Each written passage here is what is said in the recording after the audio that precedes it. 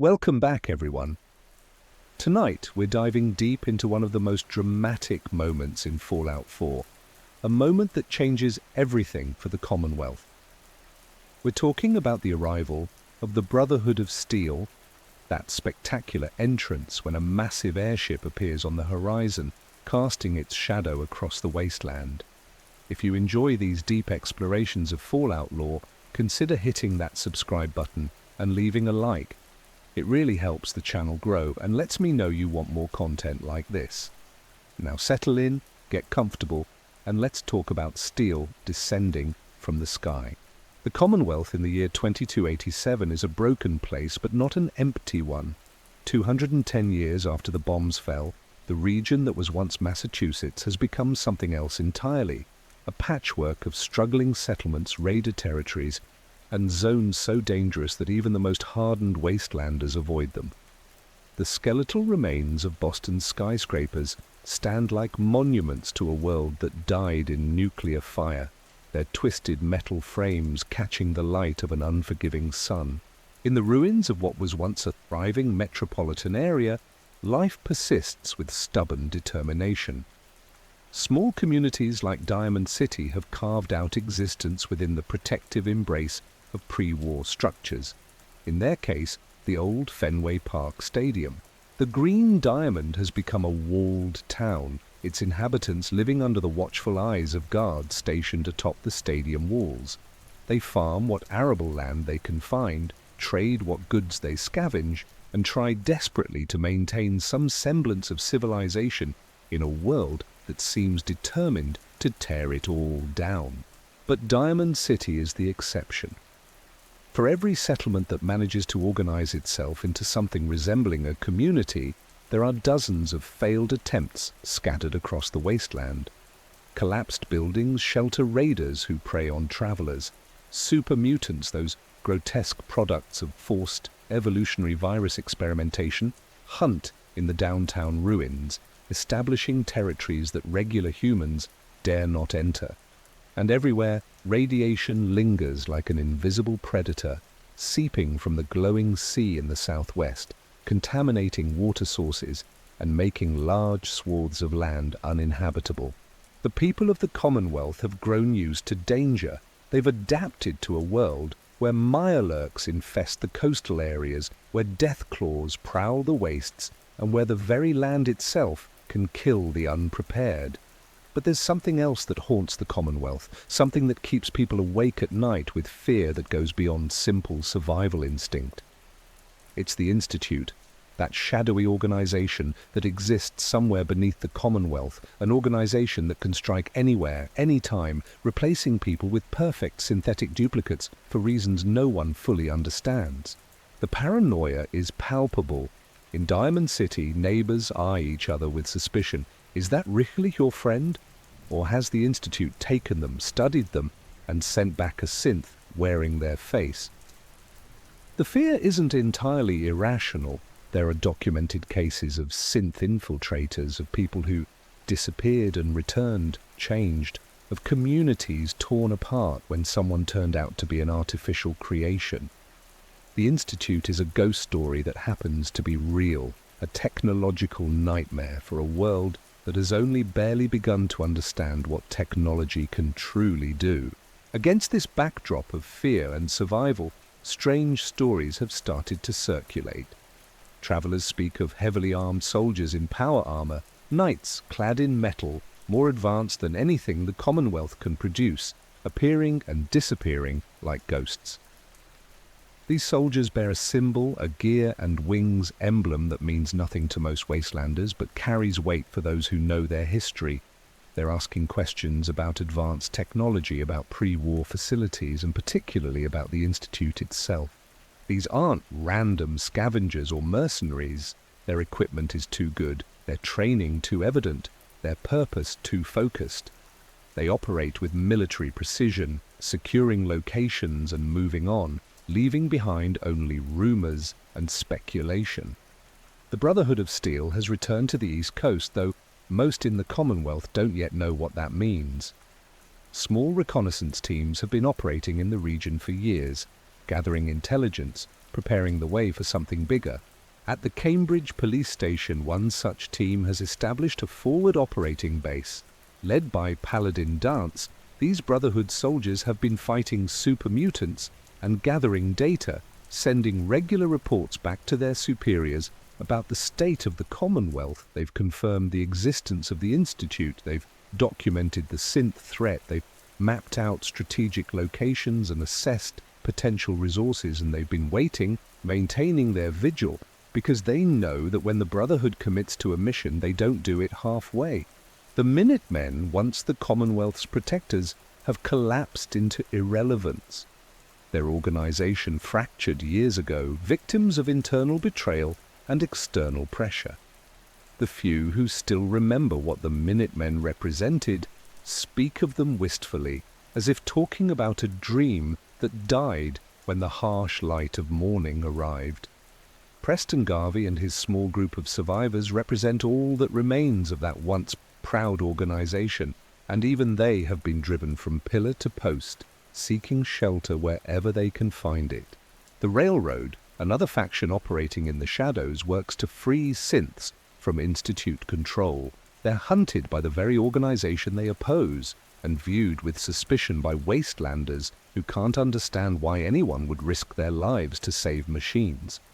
The Railroad operates through secret networks, safe houses and dead drops, constantly moving to stay ahead of Institute's synth retention teams. They represent an ideological stance that the Commonwealth isn't quite ready to embrace, the belief that consciousness deserves freedom regardless of its origin. Into this complicated, dangerous, paranoid landscape, something new is about to arrive. The reconnaissance teams have completed their mission, the intelligence has been gathered and analyzed, the decision has been made at the highest levels of Brotherhood leadership.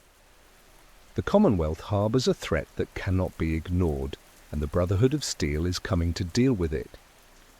Not a small team this time. Not a quiet insertion.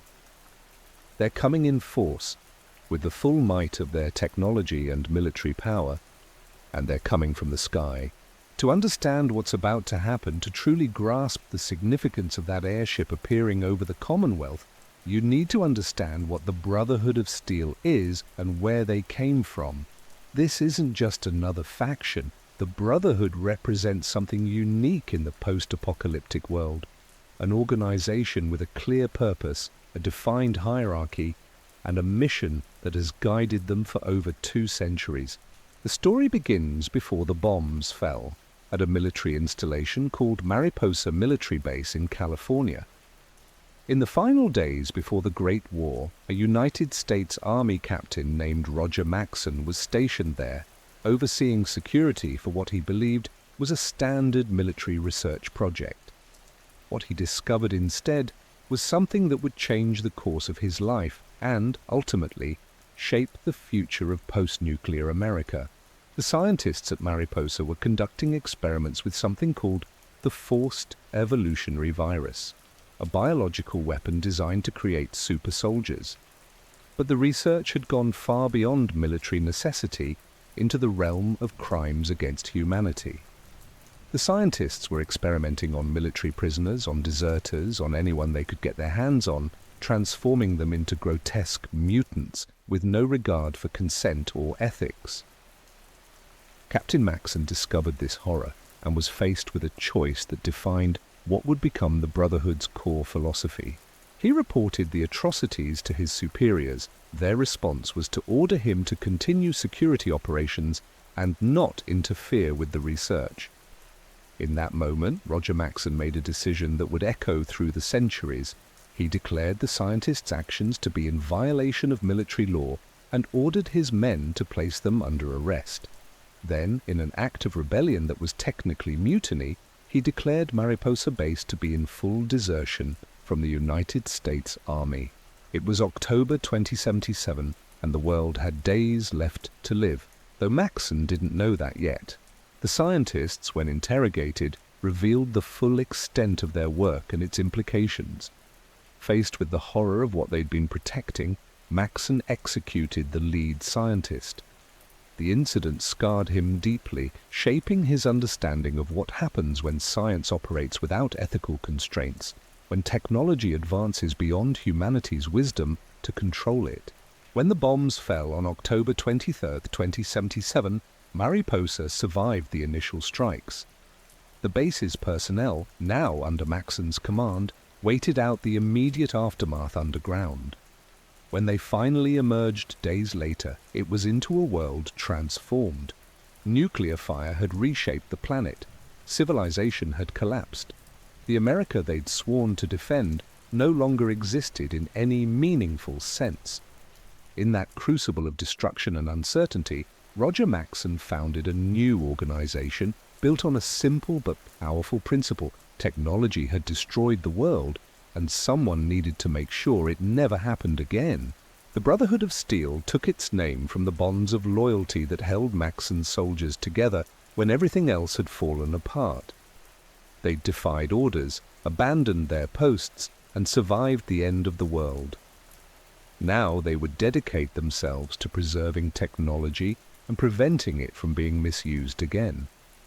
Not hoarding it out of greed, Maxson would insist, but safeguarding it out of responsibility. The world had nearly been destroyed by weapons too powerful for humanity's maturity level. The Brotherhood would ensure that dangerous technology remained in responsible hands.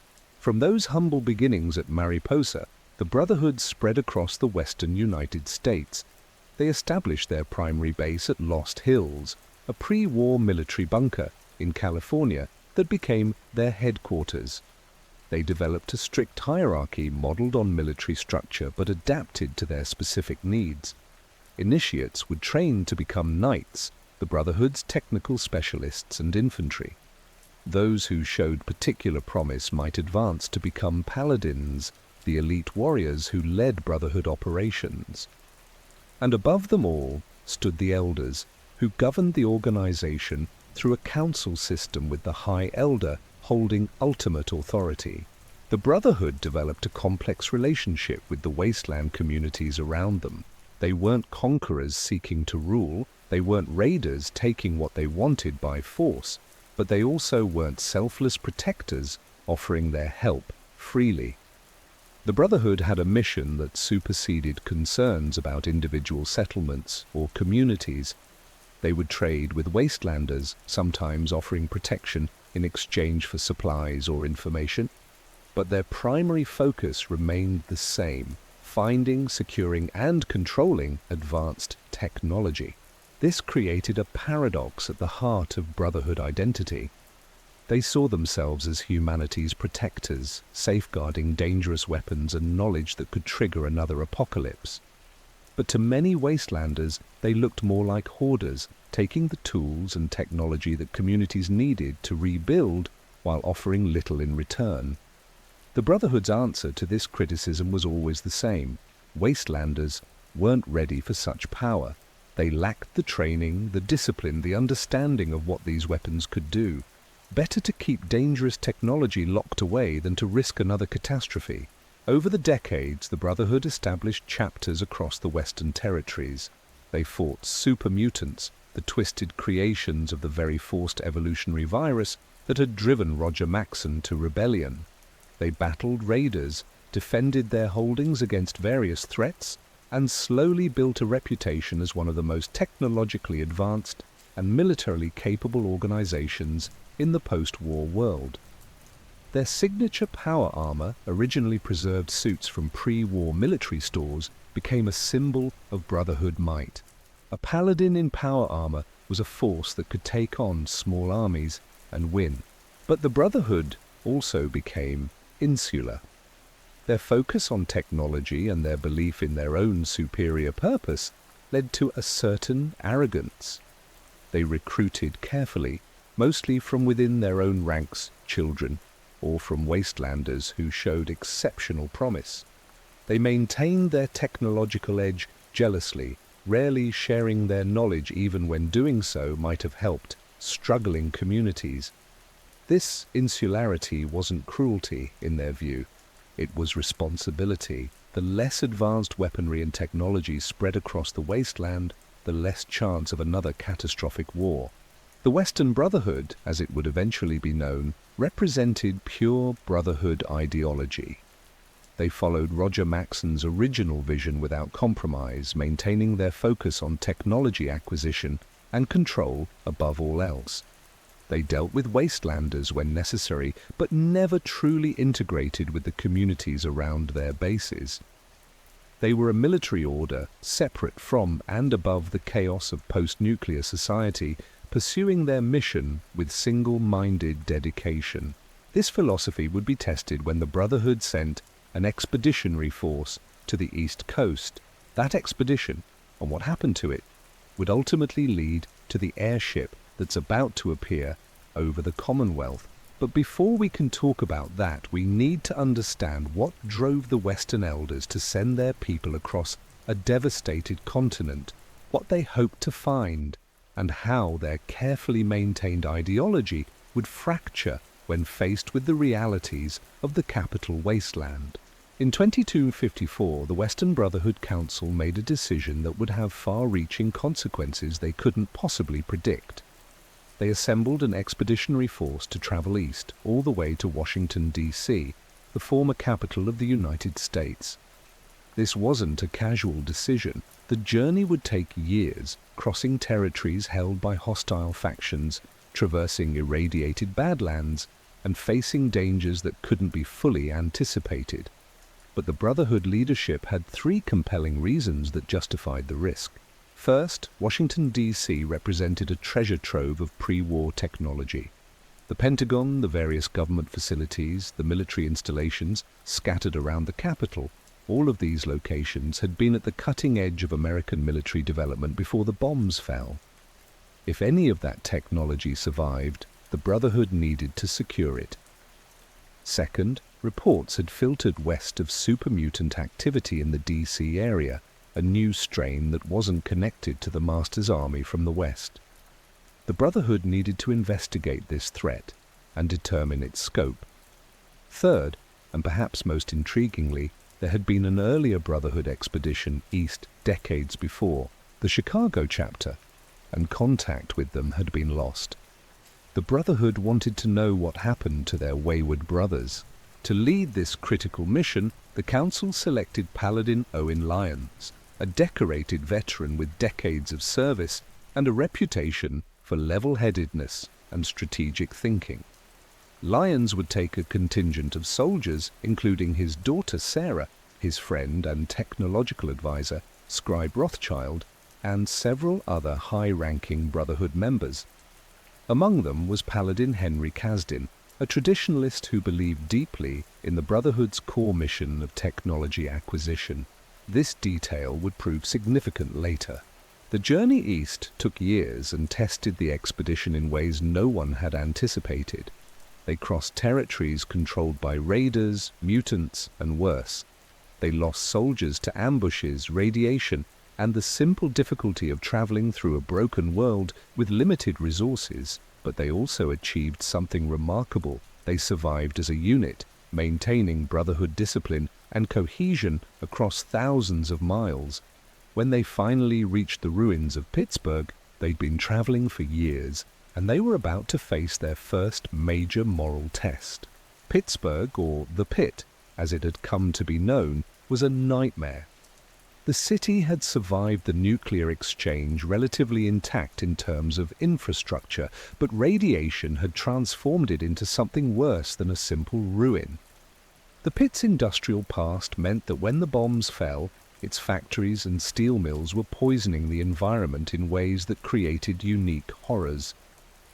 The population had devolved into savagery, with raiders and slavers controlling what remained of the city. Disease and mutation ran rampant. Elder Lyons, recently promoted to that rank, made a decision that would haunt the Brotherhood for years. He ordered what would be known as the Scourge, a full-scale military assault on the Pit.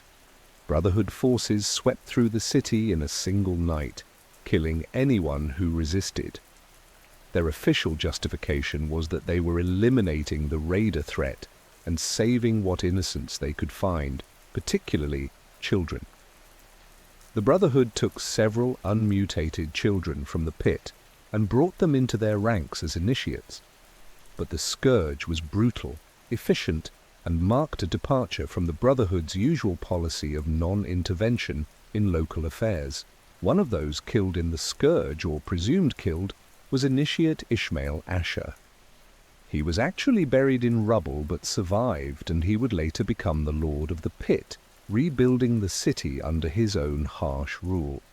But the Brotherhood, believing him dead, moved on from Pittsburgh, continuing east toward their ultimate destination. When Lyons' expedition finally arrived at Washington, D.C. in 2255, they found the city much as expected, destroyed, irradiated, and dangerous. The Pentagon had been heavily damaged, with entire sections collapsed or destroyed. But beneath the rubble, in the Pentagon's sublevels, the Brotherhood discovered something extraordinary. Pre-war technology had survived, stockpiles of weapons and equipment that would supply the Brotherhood for years. And in a fortified bay deep underground, they found Liberty Prime. Liberty Prime was a United States military prototype, a giant robot designed to liberate Anchorage, Alaska, from Chinese occupation during the Sino-American War. It had never been deployed because its developers couldn't solve a critical power supply problem. The robot's weapon systems required more energy than any portable reactor of the era could provide. So Liberty Prime had sat in storage, a monument to pre-war ambition that exceeded practical achievement. The Brotherhood immediately recognized its potential. If they could solve the power problem, Liberty Prime would be the most powerful weapon in their arsenal, potentially the most powerful weapon in the entire post-war world. The discovery of Liberty Prime earned Owen Lyons a battlefield promotion to Elder and new orders from his superiors back west: establish a permanent Brotherhood base in the Capital Wasteland and continue searching for advanced technology. The Brotherhood set about converting the Pentagon's remains into a fortified stronghold they called the Citadel. Scribe Bowditch masterminded the construction, building new walls, establishing a secure entrance, and converting the interior spaces into living quarters, training facilities, and laboratories. The Citadel became the Brotherhood's eastern headquarters, a fortress that could withstand assault from any wasteland force. The Brotherhood established patrols, began surveying the surrounding territory, and started the long process of attempting to restore Liberty Prime to functionality. Everything was proceeding according to plan. The mission parameters were clear: secure technology, establish a base, investigate the super mutant threat. Owen Lyons was a loyal Brotherhood elder who understood and believed in the organization's core principles. But then Lyons saw the people of the Capital Wasteland, and something in him changed. The super mutants were actively hunting wastelanders, capturing them for reasons that wouldn't be fully understood until later.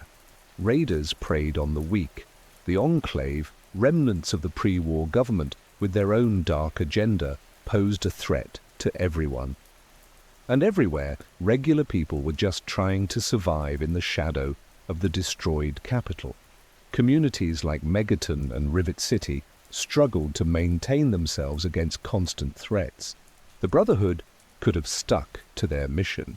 They could have focused on technology acquisition, avoided entanglement in local affairs, and maintained the pure ideology that guided their Western chapters. But Elder Lyons made a different choice. He began directing Brotherhood resources toward protecting the people of the Capital Wasteland. He ordered patrols to defend settlements from super mutants. He stationed soldiers at strategic locations to provide security. He started treating the Brotherhood not as a specialized organization with a specific mission, but as protectors of humanity in a more general sense. This shift in priorities infuriated many in his own ranks and horrified the Western elders when they learned of it. Paladin Kasdin and other traditionalists argued that Lyons had abandoned the Brotherhood's core mission. They pointed out that fighting super mutants and protecting settlements meant resources not spent on securing technology. The mission parameters had been clear: and Lyons was ignoring them to play hero to people who should have been fending for themselves. The Western elders, when they finally learned the full extent of Lyons' activities, faced a difficult decision. Lyons had technically disobeyed orders by prioritizing local protection over technology acquisition. By strict Brotherhood law, he should have been court-martialed and replaced. But he'd also established a successful eastern base, discovered Liberty Prime, and proven himself a capable leader. The elders made a compromise that satisfied no one. They recognized Lyons as the leader of the Capital Wasteland chapter, but cut off all support from the West. Lyons would receive no reinforcements, no supplies, no technical assistance. If he wanted to waste Brotherhood resources protecting Wastelanders, he could do it on his own. This decision had immediate consequences. In 2276, the split within the Capital Wasteland chapter finally broke into open schism. Paladin Kasdin led a significant portion of the chapter in abandoning Lyons' command. They took weapons, equipment, and power armor with them, establishing their own base at Fort Independence. They called themselves the Outcasts, embracing a name that Lyons' loyalists had used as an insult. The Outcasts represented pure Brotherhood ideology, focused entirely on technology acquisition and dismissive of any concerns about helping Wastelanders. They continued their mission as they understood it, and they waited for vindication from the West. Owen Lyons was left with a dramatically weakened force, cut off from Brotherhood support, diminished by the Outcast schism, and facing threats on multiple fronts. He'd saved his soul, in a sense, choosing humanitarian concern over rigid ideology, but he'd also created a situation that would require someone extraordinary to resolve. The Capital Wasteland Brotherhood needed someone who could bridge the gap between Lyons' compassion and traditional Brotherhood values. They needed someone who could reunite the fractured chapter and prove that protecting people and securing technology weren't mutually exclusive goals. They needed Arthur Maxson. But in 2277, when a wanderer emerged from Vault 101 and helped the Brotherhood defeat the Enclave at Project Purity, Arthur was still just a child living in the Citadel, years away from the role he would eventually play. The stage was being set for his emergence, but the story of how a 10-year-old squire would become the youngest elder in Brotherhood history, reunite the Outcasts, and ultimately lead an airship to the Commonwealth, that story was still being written. Arthur Maxson was born with a destiny pressed upon him before he could possibly understand what it meant. The year was 2267, and his lineage traced directly back to Roger Maxson, the Brotherhood's founder. This wasn't just family pride or historical connection. In Brotherhood culture, the Maxson bloodline carried weight. Roger's son had led the Brotherhood after him. His grandson John had served as High Elder. The name Maxson was synonymous with Brotherhood leadership, and Arthur represented the last known descendant of that noble line. His father, Jonathan Maxson, was a high-ranking paladin serving near the new California Republic. When Jonathan fell in battle, Arthur was still an infant, too young to remember the father who died in service to the Brotherhood's mission. His mother, Lady Jessica Maxson, faced an impossible situation. The political environment in the West had become increasingly hostile to the Brotherhood. The NCR viewed them with suspicion, and internal conflicts threatened to engulf young Arthur in dangers no child should face. Jessica made the difficult decision to send her son east to the Capital Wasteland and Elder Owen Lyons. If anyone could keep Arthur safe and raise him in Brotherhood traditions, it would be Lyons. The Elder had proven himself both a capable leader and a compassionate man, qualities that Arthur would need guidance from. So Jessica sent her son across the continent to be raised by strangers, trusting that his bloodline and Lyons' character would keep him safe. Arthur arrived at the Citadel as a small child and immediately became something of a curiosity. He was the only child in a military installation full of adults. The soldiers and scribes of the Capital Wasteland chapter knew who he was, knew the weight his name carried. and treated him with a mixture of reverence and awkwardness.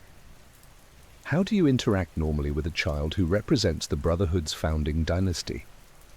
How do you discipline or correct someone whose grandfather was High Elder? Owen Lyons solved this problem by treating Arthur as both a Maxson and a child who needed proper upbringing. The elder became Arthur's secondary father figure, teaching him Brotherhood history and traditions, while also ensuring he had something resembling a normal childhood. This balance wasn't always easy. The citadel was a fortress, not a home. Combat training and scholarly study filled most of everyone's time. There were no other children for Arthur to play with, no playgrounds or games. His childhood was uniquely lonely and uniquely structured. Arthur proved to be an attentive student. He absorbed Brotherhood history with an enthusiasm that pleased his teachers. He could quote the Codex, the Brotherhood's foundational document, from memory. When he observed a behemoth from the citadel walls, he didn't panic or freeze.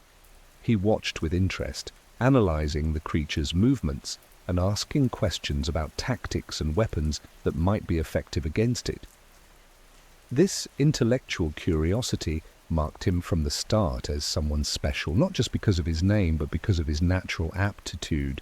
Sarah Lyons, the elder's daughter and leader of Lyons's Pride, became Arthur's combat instructor and something of an older sister figure. Sarah was everything Arthur wasn't yet: confident, experienced, respected by the Brotherhood rank and file for her leadership rather than her bloodline. She took Arthur on one carefully supervised patrol, showing him what life outside the citadel meant, letting him experience the wasteland that the Brotherhood fought to protect. That patrol became legendary in citadel lore for two reasons. First, Arthur killed a super mutant. Granted, Sarah was likely providing most of the actual combat effectiveness, but Arthur did squeeze the trigger and hit the target. For a child his age, this was an achievement worth noting. Second, and more embarrassingly, Arthur accidentally shot Sarah. It was just a flesh wound, nothing serious, but it was enough for Elder Lyons to restrict Arthur from combat operations. The Bailey, the Citadel's training courtyard, was off limits whenever live fire exercises were conducted. Arthur would train, but he'd do it safely, away from situations where accidents could occur. This restriction frustrated Arthur, but probably saved his life. He was too young, too inexperienced, too physically small to really contribute in combat. The wasteland was dangerous enough for trained adult soldiers in power armor. A child, no matter how well-intentioned or historically significant, had no business on the battlefield. So Arthur stayed in the citadel, studied with the scribes, trained in controlled environments, and tried to befriend Liberty Prime. The robot became Arthur's unlikely companion. Liberty Prime sat in the laboratory courtyard, inactive and awaiting the solution to its power problems. To Arthur, the giant robot represented everything the Brotherhood stood for: advanced technology preserved and controlled, power held in check until needed, a weapon that could protect humanity from its enemies. He would visit Liberty Prime regularly, talking to it despite knowing the robot couldn't respond, imagining the day when it would activate and fulfill its purpose. Scribe Rothschild, who led the Liberty Prime restoration project, eventually banned Arthur from the laboratory. The scribe meant well. He was trying to teach Arthur that Liberty Prime was a machine, a tool, not a friend. Building emotional attachments to technology was unhealthy and unscientific. But the message Arthur received was different. He learned that the things he cared about could be taken away, that authority figures might not understand his perspective, that being a Maxson didn't grant him special privileges or protection from rules that applied to everyone. These childhood experiences shaped Arthur in profound ways. He grew up surrounded by military discipline, but also witnessed Lyons' compassionate approach to leadership. He saw how the Citadel's soldiers protected wastelanders and understood that the Brotherhood's mission could include helping people. But he also heard the criticisms from more traditional Brotherhood members, the ones who thought Lyons had gone soft, that protecting settlements was a waste of resources. Arthur absorbed all of this, forming his own understanding of what the Brotherhood should be. The deaths of Elder Lyons and Sarah Lyons hit Arthur particularly hard. Owen Lyons died around 2278, and his daughter followed him later that same year. The two people who had most shaped Arthur's understanding of the Brotherhood, who had served as his family in the Capital Wasteland, were gone. The leadership vacuum they left behind was immediate and problematic. The Capital Wasteland chapter elected a series of ineffectual elders, each failing to provide the clear direction and strong leadership that the situation demanded. Arthur was 12 years old when everything changed. He was on a training patrol, supposedly safe, supposedly supervised, but the wasteland doesn't respect training schedules or supervision. Raiders attacked the patrol, and in the chaos that followed, Arthur killed 2 of them. Not through luck or accident this time. He engaged targets, executed proper combat techniques, and eliminated threats. The patrol was supposed to be escorting him.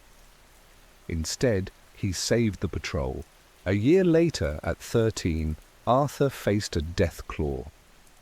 The encounter left him gravely wounded and permanently scarred, but he killed the creature in single combat. This achievement went beyond simple bravery or luck. Death claws are among the deadliest creatures in the wasteland.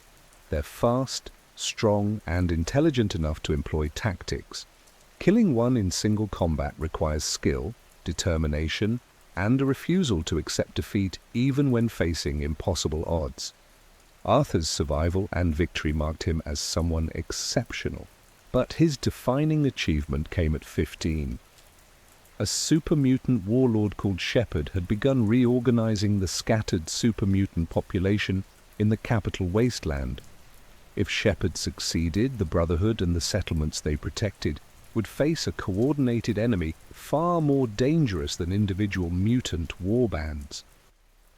Arthur tracked Shepard down and killed him, disrupting the unification effort and demonstrating strategic thinking beyond his years. What Arthur didn't know was that the Western Elders had been monitoring the Capital Wasteland situation. They'd watched the ineffectual leadership following the Lyons' deaths.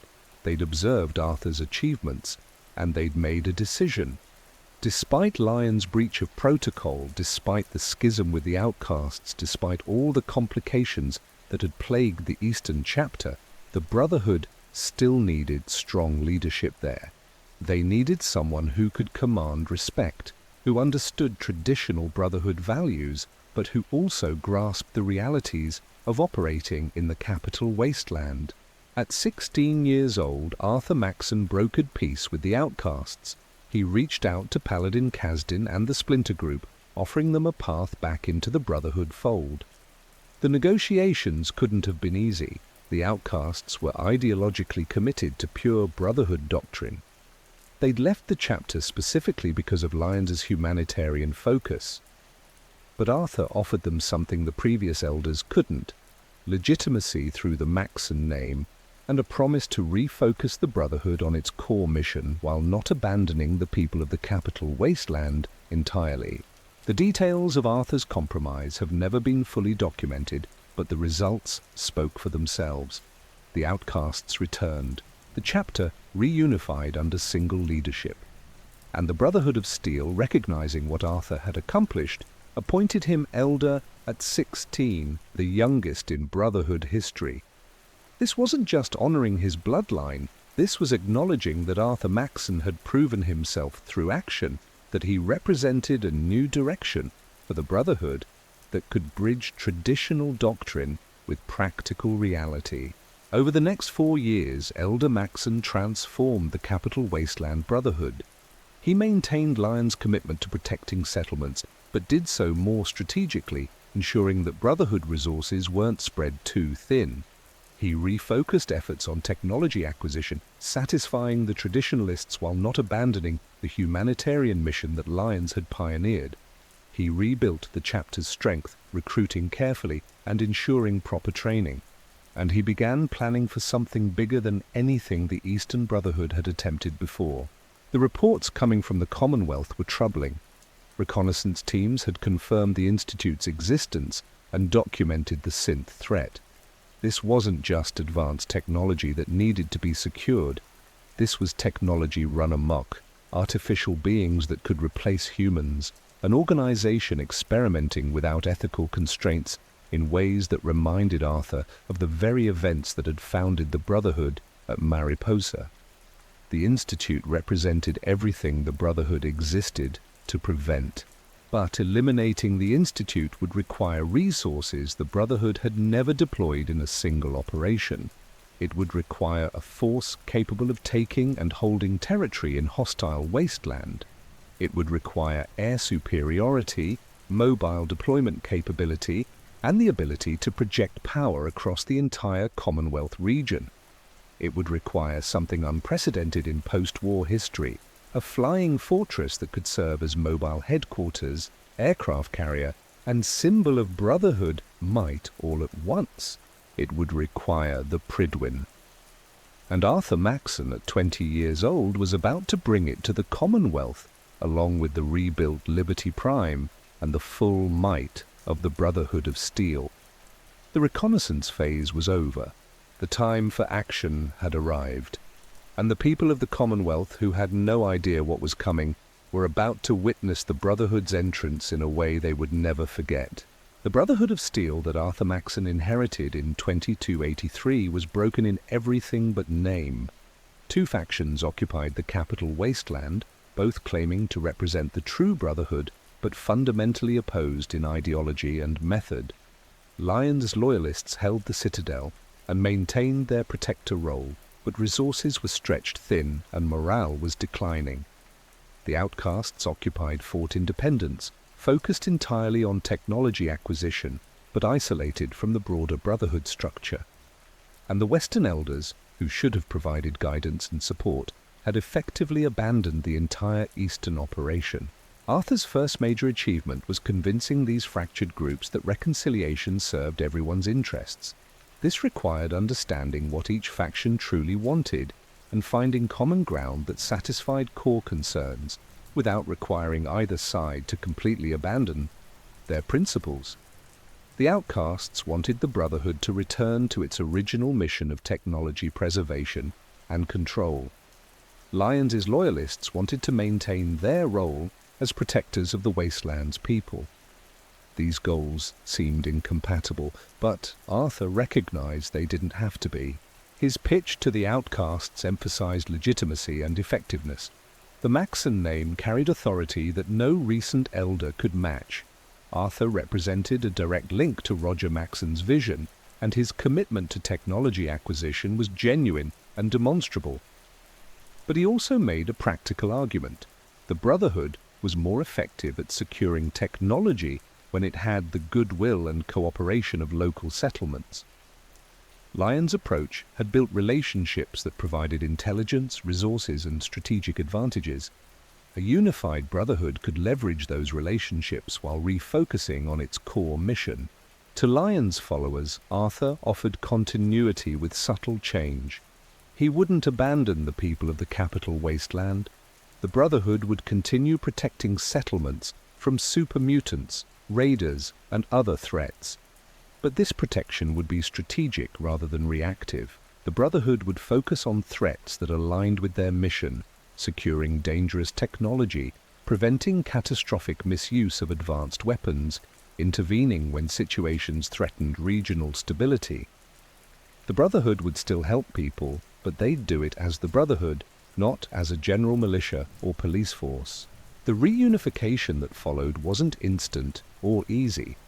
There were hardcore outcasts who refused to rejoin on principle, who viewed any compromise with Lyons' philosophy as betrayal. There were Lyons' loyalists who saw Arthur's refocusing as a step backward, a return to the callous hoarding that had driven the original split. But the majority of both factions recognized that unity served the Brotherhood's interests better than continued division. Slowly, personnel integrated, equipment was consolidated, protocols were standardized. The Brotherhood of Steel in the Capital Wasteland became, once again, a single organization. Arthur's consolidation of power went beyond simple reunification. He restructured the chapter's operations, implementing systems that balanced traditional Brotherhood organization with lessons learned from Lyons' more flexible approach. He established clear chains of command but also encouraged initiative at lower levels. He maintained the orders system, with the Order of the Shield handling engineering and equipment maintenance, the Order of the Sword managing combat operations and supplies, and the Order of the Quill overseeing research and intelligence. This traditional structure provided stability and clear roles.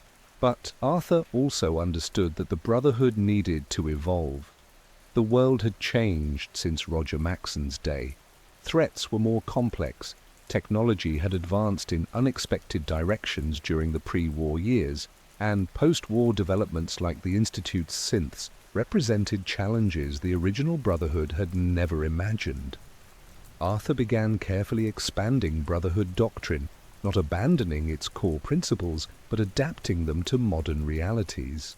He invested heavily in rebuilding the chapter's strength. Recruitment increased, with careful screening to ensure new members understood and accepted Brotherhood values. Training intensified, particularly for knights and paladins who would form the backbone of future operations. The Brotherhood began salvaging and repairing more power armor suits, building up reserves that would allow for larger-scale deployments.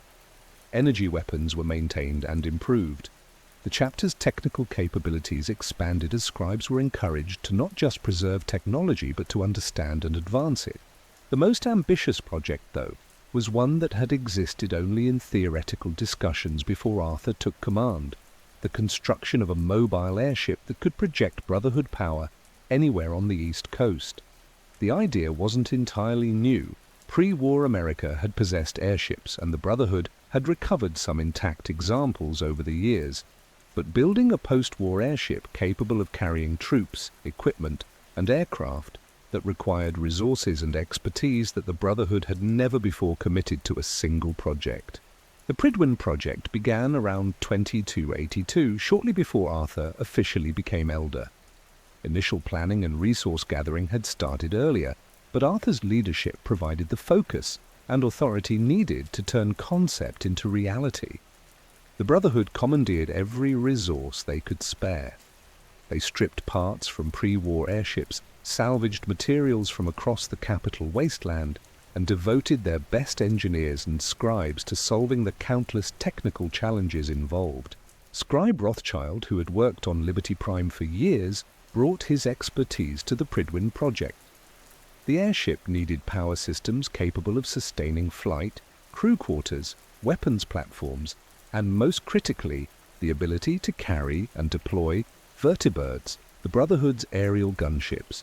It needed to be self-sufficient enough to operate for extended periods away from base, maintainable with post-war technology, and impressive enough to serve as a symbol of Brotherhood might. The construction took place at Adams Air Force Base, a facility the Brotherhood had captured from the Enclave during the war that ended around 2278. The base provided the space, infrastructure, and security needed for such an ambitious project. Engineers worked around the clock, solving problems that ranged from basic structural integrity to advanced aerodynamics. They developed new fabrication techniques, adapted pre-war designs to post-war materials, and created systems that could be maintained by Brotherhood personnel without requiring impossible-to-find replacement parts. Liberty Prime presented a different but equally challenging problem. The giant robot had been destroyed by an Enclave orbital strike during the battle at Rockland in 2278. Its remains had been salvaged and returned to the Citadel, but restoration seemed impossible. Too much had been damaged. Critical components were destroyed beyond repair. The original power distribution problems that had plagued Prime before its first activation remained unsolved. Scribe Rothschild attempted restoration but concluded that without new breakthroughs in power management and robotics, Prime would remain a pile of expensive scrap. Arthur decided that Liberty Prime would be rebuilt, but not immediately. The robot would require Dr. Madison Lee, the brilliant scientist who had solved Prime's original power problems. Lee had left the Capital Wasteland after the Enclave War, disillusioned with the Brotherhood's methods and seeking a place where her skills could be used for peaceful advancement. Tracking her down and convincing her to return would be a challenge for later. For now, Liberty Prime's components would be carefully preserved, catalogued, and prepared for eventual restoration. The Prydwen's completion in 2286 marked a watershed moment for the Brotherhood. When the airship finally lifted off from Adams Air Force Base, it represented more than just an engineering achievement. It symbolized the Brotherhood's transformation from a defensive, reactive organization struggling to maintain relevance into an aggressive force capable of projecting power wherever threats emerged. The Prydwen could travel across the entire East Coast, deploy troops and vertibirds rapidly, and serve as a mobile command center that couldn't be easily targeted or destroyed. Arthur Maxson understood symbolism as well as strategy. The Prydwen needed to be more than functional. It needed to inspire Brotherhood personnel and intimidate their enemies. The airship's design incorporated Brotherhood aesthetics, utilitarian but impressive, clearly military but also clearly advanced, beyond anything raiders or most other wasteland factions could produce. When people saw the Prydwen, they would see the Brotherhood's power made manifest. But the airship was just part of Arthur's vision. He'd been receiving reports from reconnaissance teams operating in the Commonwealth since 2280. These reports painted a disturbing picture of a region plagued by supermutants, raiders, and most concerningly, the Institute. This shadowy organization represented everything the Brotherhood existed to prevent: unchecked scientific advancement, technology deployed without ethical consideration, and the creation of synthetic beings that blurred the line between human and machine. The Institute's synths were particularly troubling. Early generation synths were clearly mechanical, easily identified as robots. But the Institute had developed Generation 3 synths that were virtually indistinguishable from humans. These synthetic beings could infiltrate settlements, replace real people, and serve the Institute's unknowable agenda. They represented a technology that had crossed a line the Brotherhood couldn't ignore. If synths could perfectly imitate humans, what did that mean for humanity itself? If a machine could think, feel, and appear completely human, at what point did the distinction become meaningless? Arthur saw the Institute as the Brotherhood's greatest challenge and most important mission. This wasn't just about acquiring technology, this was about preventing technology from replacing humanity. The Institute had to be stopped, and their synth production had to be destroyed. But the Institute operated underground, protected by teleportation technology that made conventional assault impossible. Taking them down would require extensive intelligence gathering, strategic planning, and overwhelming force. The Prydwen would carry that force.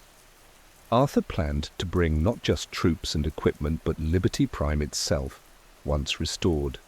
The Commonwealth operation would be the Brotherhood's largest deployment ever, a statement that when the Brotherhood committed to a mission they brought everything necessary to succeed. No half measures, no inadequate resources. The full might of the East Coast Brotherhood would descend on the Commonwealth, establish a base of operations, and systematically dismantle the Institute. Preparation for the Commonwealth expedition took months. Reconnaissance reports were analyzed in detail. Strategic targets were identified. Soldiers trained for urban combat and operations in hostile territory. Scribes studied Institute technology, preparing to identify and secure anything salvageable once the organization was destroyed. Proctor Ingram, head of the Order of the Shield, oversaw the massive logistics operation required to equip an expeditionary force of this scale. Elder Maxson reviewed everything personally. He understood that this operation would define his leadership, and possibly the Brotherhood's future. Success would validate the unified Brotherhood and demonstrate that combining Lyons' humanitarian concerns with traditional Brotherhood focus could work. Failure would be catastrophic, potentially destroying the Brotherhood's credibility and leaving the Institute to continue their experiments unchecked. In late 2287, everything was finally ready. The Prydwen was fueled and provisioned, vertibirds were armed and maintained, troops were assembled and briefed. Liberty Prime's components were loaded aboard, awaiting restoration once a suitable base was established. The reconnaissance teams in the Commonwealth had confirmed that the Institute was stepping up its activities, making intervention even more urgent. The time had come. Elder Arthur Maxson, 20 years old and already a legend within Brotherhood ranks, stood on the Prydwen's command deck as the airship prepared for departure. He'd unified a broken chapter, commissioned an impossible airship, and prepared an operation that would change the Commonwealth forever. Now he just had to succeed. The Prydwen's engines powered up, the massive airship rose into the sky, and the Brotherhood of Steel set course for the Commonwealth. The people there had no idea what was coming. They couldn't know that their world was about to change, that the balance of power was about to shift dramatically, that hope was arriving from the sky in the form of a massive airship and an army of steel-clad soldiers. But they would know soon. In just days the Prydwen would arrive, and nothing in the Commonwealth would ever be the same. The exact moment varies depending on who's telling the story, but most agree it happened on a clear day when the sky was that peculiar blue-grey colour common to the Commonwealth's autumn weather. Some people were working in Diamond City's market, haggling over supplies and gossip. Others were on patrol routes, watching for raiders or super mutants. A few unlucky souls were already engaged in firefights, too focused on immediate survival to notice anything happening overhead. Then someone looked up and pointed. Then someone else. Within minutes, people across the Commonwealth were staring at the western sky, trying to understand what they were seeing.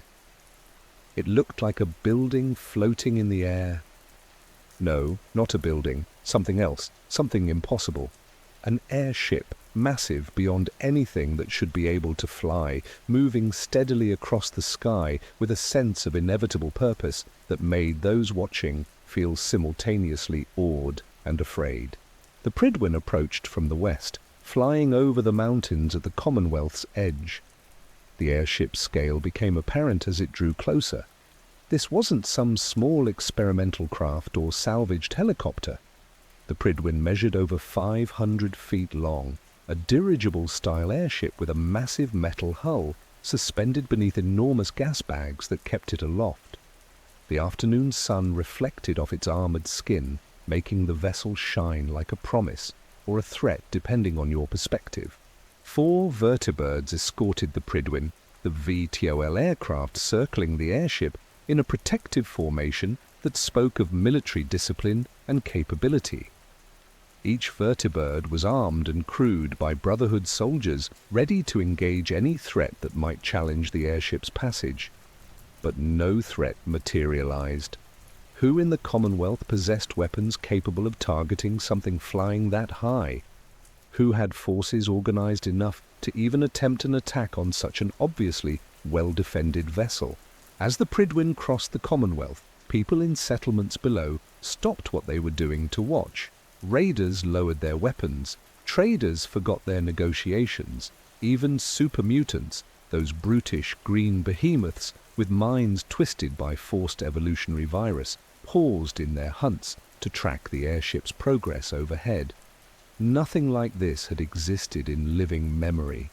The very presence of something so large, so advanced, so clearly purposeful, flying through the sky, challenged assumptions about what was possible in the post-war world. The airship's loudspeakers activated somewhere over the central Commonwealth.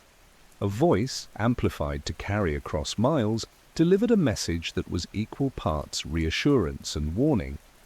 People of the Commonwealth, do not interfere. Our intentions are peaceful. We are the Brotherhood of Steel. Message repeated several times as the Prydwen continued its steady progress toward the eastern coast. Those who heard it had different reactions. Some felt relief that this technological marvel claimed peaceful intentions. Others heard the implicit threat in "do not interfere" and wondered what would happen to anyone who did. For those who had encountered Paladin Dance and his team at Cambridge Police Station, the arrival made sudden sense. Those heavily armed soldiers in advanced power armor had been advanced scouts, preparing the way for something much larger. Their mysterious communications equipment, their questions about Institute activity, their careful mapping of Commonwealth territories, all of it had been reconnaissance for this arrival. The Brotherhood of Steel hadn't come with a small team. They'd come with an army, and they'd brought it in an airship that looked like something out of pre-war propaganda, but was undeniably, impossibly real. The Prydwen's destination soon became apparent. The airship was heading for Boston Airport, the ruined pre-war facility on the Commonwealth's eastern edge. The airport had been abandoned since the bombs fell, its terminals collapsed, its runways flooded, its hangars occupied only by feral ghouls and the occasional scavenger brave or desperate enough to risk exploring. But it still possessed something valuable, an intact control tower and, more importantly, working electrical infrastructure. As the Prydwen approached Boston Airport, the vertibirds broke formation and descended rapidly. Brotherhood soldiers in power armor disembarked, weapons ready, securing the landing zone with practiced efficiency. Feral ghouls that had inhabited the airport for decades suddenly found themselves under assault by the most advanced military force in the wasteland. The battle was brief and utterly one-sided. Power-armored paladins wielding laser rifles made short work of creatures that had survived for centuries through sheer feral resilience. The Prydwen itself didn't land. Instead, it maneuvered carefully into position above the control tower, its engines providing thrust to counteract wind and maintain stable position. Brotherhood engineers deployed mooring lines, massive cables that anchored the airship to the tower's structure. Slowly, carefully, the Prydwen settled into its mooring position, hovering perhaps 200 feet above the ground. A retractable gangway extended from the command deck down to the tower's roof, providing the airship's primary access point. Additional maintenance platforms deployed along the hull, giving engineers access to external systems. From this elevated position, the Brotherhood could survey the entire Eastern Commonwealth. The control tower provided clear sight lines in all directions, making surprise attacks difficult. The airport's layout offered defensive advantages, with the terminal buildings serving as natural barriers and the open tarmac preventing anyone from approaching unseen. The flooded runways and coastal location meant the Brotherhood's eastern flank was protected by water. Boston Airport represented exactly what the Brotherhood needed, a defensible position with infrastructure that could support their operations. But the real work was just beginning. The Brotherhood began a systematic transformation of Boston Airport from abandoned ruin to forward operating base. Barricades were erected around the perimeter. Guard posts were established at strategic points. The surviving terminal buildings were cleared, secured, and converted to Brotherhood use.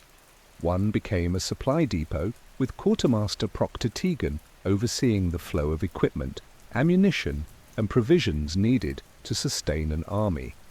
Another terminal section became a construction area, a secured workshop where sensitive projects could be undertaken away from unauthorized eyes. A landing pad was constructed in one of the more intact terminal buildings, providing a dedicated space for vertibirds to dock when not in flight. The Brotherhood maintained multiple vertibirds, using them for rapid deployment, reconnaissance, and supply runs.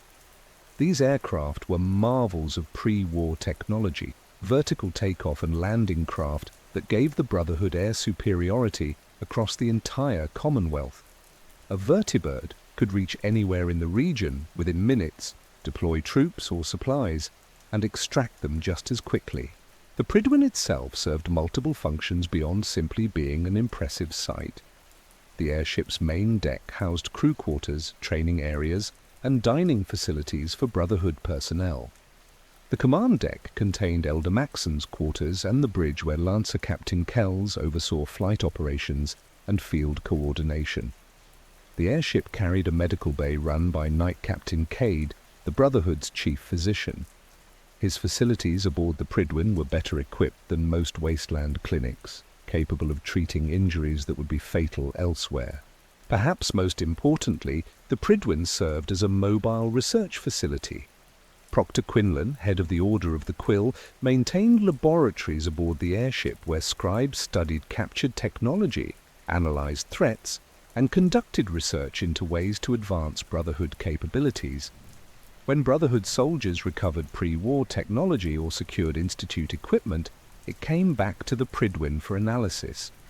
This mobile research capacity meant the Brotherhood didn't need to transport everything back to the Citadel. They could study and understand their discoveries immediately, adapting tactics and strategies based on what they learned. The arrival transformed the Commonwealth's political landscape overnight. Before the Prydwen appeared, the region's major factions existed in a sort of tense equilibrium. The Institute lurked underground, conducting experiments and dispatching synths for purposes no one fully understood.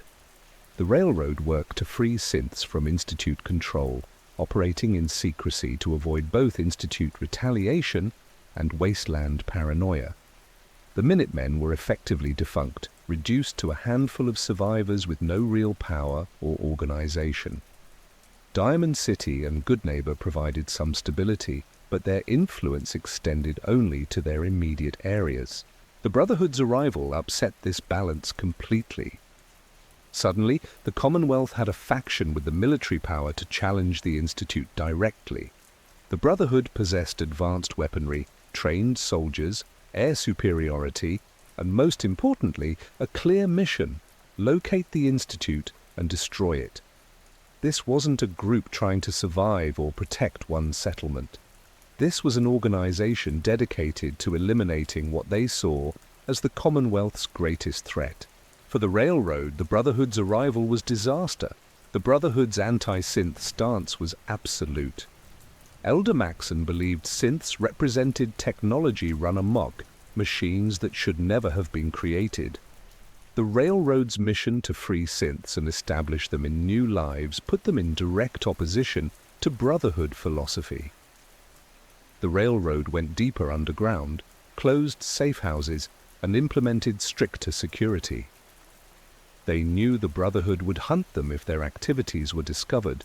For the Institute, hidden beneath the Commonwealth, the Brotherhood's arrival must have been concerning, but not necessarily catastrophic. The Institute possessed teleportation technology. Their base couldn't be attacked conventionally. They dealt with surface threats before and outlasted them all. But the Brotherhood was different from raiders or concerned settlers.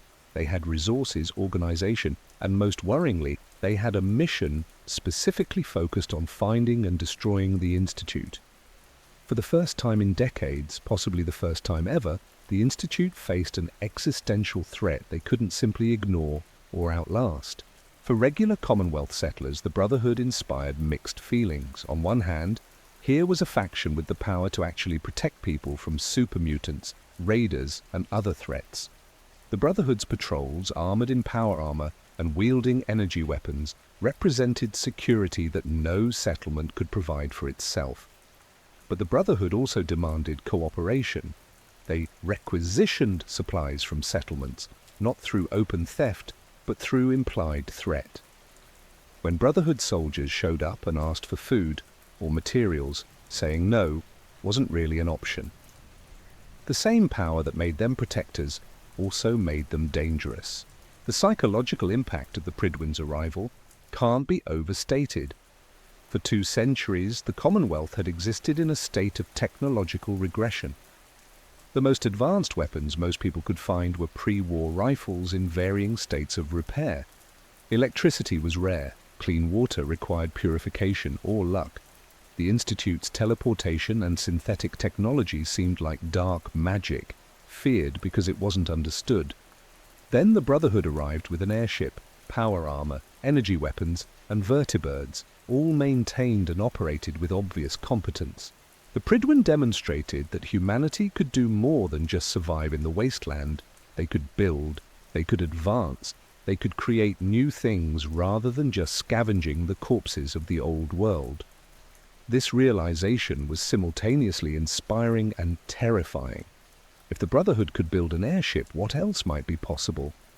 And more concerningly, if the Brotherhood represented the pinnacle of human achievement in the post-war world, what did that say about everyone else?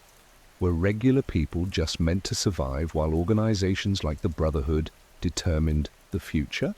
Elder Maxson understood the impact of the Prydwen's arrival, the statement it made about Brotherhood capabilities and intentions. He'd planned the approach carefully, timing the flight for maximum visibility, ensuring the airship's arrival would be witnessed across the Commonwealth. This wasn't stealth, this was announcement. The Brotherhood of Steel had arrived, and they came with purpose. The Institute's days were numbered. Synth production would end. The technological nightmare that had plagued the Commonwealth for decades would finally be dealt with. But first, the Brotherhood needed to establish their operations, build their strength, and most importantly, rebuild Liberty Prime. The giant robot's components had been transported aboard the Prydwen, carefully packed and secured for the journey. Now they needed to be reassembled, the power problems needed to be solved again, and Prime needed to be made operational. This would require time, resources, and expertise. It would require convincing Dr. Madison Lee to rejoin the Brotherhood and work on the robot she'd helped activate once before. All of that would come later. For now, the Prydwen floated above Boston Airport, an impossible sight that redefined what the Commonwealth thought possible. Brotherhood soldiers secured their new base, established patrol routes, and began the systematic work of intelligence gathering. Scribes unpacked equipment and set up their research stations. Engineers checked the Prydwen systems, ensuring the airship remained operational after its journey. Elder Maxson surveyed his new theater of operations from the command deck, planning the campaign that would eliminate the Institute once and for all. The Commonwealth would never be the same. Before the Prydwen arrived, the region existed in a state of chaotic balance, multiple threats and factions competing, without any side able to decisively dominate. Now there was an 800-pound gorilla in power armor, and that gorilla had an agenda. The Institute would fight back, the Railroad would resist. Other factions would choose sides or try to stay neutral. But the Brotherhood had made their entrance, and there was no going back. The people who watched the Prydwen fly overhead that day would tell the story for years. Some would remember feeling hope for the first time in their lives, the belief that maybe someone could actually make the Commonwealth safer. Others would remember fear, the understanding that this new faction with its overwhelming power might be worse than the threats they promised to eliminate. But everyone remembered the sight of that massive airship moving across the sky, its hull reflecting the afternoon sun, its escort of vertibirds marking it as something completely new in the wasteland. The Brotherhood of Steel had returned to the East Coast in force. Their airship floated above Boston Airport like a steel fortress in the clouds. Their soldiers prowled the Commonwealth in power armor, hunting super mutants and gathering intelligence. Their mission was clear, their capabilities obvious, their presence undeniable. The Institute's underground sanctuary wouldn't protect them forever. The Railroad's secrecy wouldn't save them from Brotherhood thoroughness. The chaos that had defined the Commonwealth for centuries was about to be replaced with order, Brotherhood style, whether the region wanted it or not. The Prydwen represents one of the most remarkable engineering achievements of the post-war world. A functioning airship constructed from salvaged materials and pre-war knowledge by people working with limited resources in a devastated environment. To truly understand what the Brotherhood accomplished, you need to grasp both the technical challenges involved and the symbolic significance of successfully building something this advanced 200 years after civilization collapsed. Pre-war America possessed airships, massive, lighter-than-air craft used for passenger transport and military applications. The technology was well established, if not universally adopted. When the bombs fell, virtually all of these airships were destroyed or rendered non-functional. The few that survived the initial nuclear exchange succumbed to time, radiation, lack of maintenance, or simple crashes when their crews died and no one remained to pilot them. By the time Arthur Maxson ordered the Prydwen's construction, functional airships existed only in technical manuals and scattered wreckage. The Brotherhood's solution involved a combination of salvage and original construction. They recovered the envelope, the massive balloon that provides lift, from a pre-war airship that had somehow survived in relatively intact condition. This envelope was repaired, patched and reinforced using materials the Brotherhood manufactured themselves. The envelope holds lifting gas, a mix of hydrogen and helium that provides the buoyancy needed to keep the Prydwen aloft. Managing this gas mixture required extensive knowledge of chemistry and physics, ensuring proper ratios that balanced lifting capacity against explosion risk. The hull suspended beneath the envelope was entirely new construction. Brotherhood engineers designed a rigid framework combining salvaged steel from pre-war buildings with newly forged components created in Brotherhood foundries. This framework needed to be light enough that the envelope could lift it, but strong enough to support the airship's operational weight, including crew, equipment, weapons, and cargo. Every structural member was carefully calculated, weighed, and tested before installation. The margin for error was razor thin, too heavy and the Prydwen wouldn't fly, too light, and structural failure would doom everyone aboard. The hull's skin uses a combination of reinforced fabric and metal plating, providing both weather protection and some defensive capability. The Prydwen isn't armoured in the traditional sense. Any concentrated weapons fire would punch through its skin, but the layered construction provides resistance against small arms fire and environmental damage. The Brotherhood prioritized reliability over invulnerability. An airship that could operate consistently in various weather conditions was more valuable than one that could survive direct hits, but required constant maintenance. Power management represents one of the Prydwen's most impressive technical achievements. The airship runs on nuclear power, specifically a network of fusion reactors adapted from pre-war designs. These reactors provide electricity for the airship's systems, including the engines that provide thrust and control, the life support systems that make the interior habitable, the weapons platforms, communications equipment, and all the various electrical requirements of a mobile military base. Proctor Ingram, head of the Order of the Shield, personally oversaw the power system's design, applying lessons learned from Liberty Prime's notorious power problems. The engines deserve particular attention. The Prydwen uses a combination of jet engines for forward thrust and maneuvering thrusters for fine control. These engines were salvaged from various pre-war aircraft and modified to work together under centralized control. Pilot Lancer Captain Kells operates the airship from the command deck's bridge, where a complex array of instruments monitors everything from altitude and heading to wind speed and structural stress. Flying the Prydwen requires constant attention and adjustment, accounting for weather, load distribution, and fuel consumption. The vertibird docking system showcases Brotherhood engineering at its finest. 4 retractable arms extend from the Prydwen's flight deck, each capable of securing a vertibird in a vertical position. When a vertibird approaches, it hovers above its designated arm while the arm extends upward and locks into place with the aircraft's dorsal docking apparatus. Once secured, the vertibird's rotors fold and its engines shut down, converting it from active aircraft to stored cargo. The entire process takes minutes and can be executed in various weather conditions, ensuring the Brotherhood maintains air capability regardless of circumstances. The interior layout reflects military practicality combined with space constraints.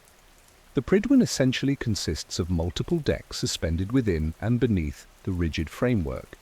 The command deck occupies the upper level containing Elder Maxson's private quarters, the bridge, and meeting spaces where the Brotherhood's leadership plans operations. This positioning isn't just status symbolism. Placing command functions at the top of the airship provides better visibility and keeps critical leadership away from lower levels that might be compromised in combat. The main deck houses most of the Prydwen's operational spaces. Crew quarters line one section, providing sleeping spaces for the dozens of Brotherhood personnel assigned to the airship. These quarters are cramped by pre-war standards, but luxurious compared to wasteland accommodations. Each soldier has a bed, a locker for personal items, and access to shared facilities. The main deck also contains the dining area where crew members eat communally, reinforcing Brotherhood camaraderie and allowing leadership to maintain visibility among the troops. Proctor Tegan's quartermaster station occupies a prominent position on the main deck. The Order of the Sword's leader maintains strict inventory control, tracking every weapon, every piece of ammunition, every piece of equipment aboard the Prydwen. His station includes a secure armory where the Brotherhood's most valuable or dangerous items are stored. Getting access to Tegan's armory requires either rank or a very good reason. The Brotherhood doesn't hand out mini-nukes and Gauss rifles casually. The research laboratory occupies another section of the main deck where Proctor Quinlan and his scribes analyze samples, study captured technology, and conduct experiments. The lab contains equipment salvaged from pre-war research facilities, maintained and modified for Brotherhood use. When soldiers recover Institute technology or encounter unknown devices, they bring them to Quinlan's lab for analysis. This immediate research capability gives the Brotherhood a tactical advantage, allowing them to understand and potentially counter new technologies quickly. Knight Captain Cade's medical bay represents one of the Prydwen's most important facilities. Brotherhood soldiers face constant danger. Power armor provides protection, but people still get injured, sick, or wounded in combat. Cade maintains a fully equipped medical facility including surgical equipment, diagnostic tools, and a pharmacy stocked with both pre-war medications and post-war alternatives. He's known for being strict, refusing to clear soldiers for duty until he's certain they're ready, but his caution saves lives. The maintenance bays occupy the lowest accessible level, where Proctor Ingram and her team of engineers work constantly to keep the Prydwen airworthy. The airship requires endless maintenance. Seals need checking, structural members need inspection, power systems need monitoring. The engineers work in shifts, ensuring someone is always available to address problems. Ingram herself is particularly impressive, having lost her legs in the Capital Wasteland, but continuing to serve through sheer determination and technical genius. She moves through the maintenance areas in a specialized rig, directing her team and personally handling the most complex repairs. Power armor maintenance facilities exist both on the Prydwen and at the airport below. Knights and paladins need constant access to their armor, and the suits require regular maintenance. Joints need lubrication, hydraulics need checking, fusion core connections need testing. The Brotherhood maintains a large stockpile of power armor parts, both salvaged and newly manufactured, ensuring their soldiers can always field operational equipment. This logistical capability separates the Brotherhood from other factions. Raiders might occasionally capture a suit of power armor, but they can't maintain it properly or repair it when systems fail. The forecastle, the forward section of the Prydwen accessible only through the main deck, provides an observation platform with spectacular views of the Commonwealth. Brotherhood personnel sometimes gather here during off-duty hours, looking out over the territory they've come to protect or conquer depending on your perspective. The forecastle also serves as a secondary command position if the main bridge becomes compromised, with duplicate controls allowing basic airship operation from this location. Defensively, the Prydwen relies primarily on its escort vertibirds and ground-based forces rather than mounted weapons. The airship carries some defensive armaments, primarily anti-aircraft guns positioned to cover approach vectors, but its main defense is simply being difficult to hit. Ground forces lack weapons capable of targeting something flying at the Prydwen's operational altitude.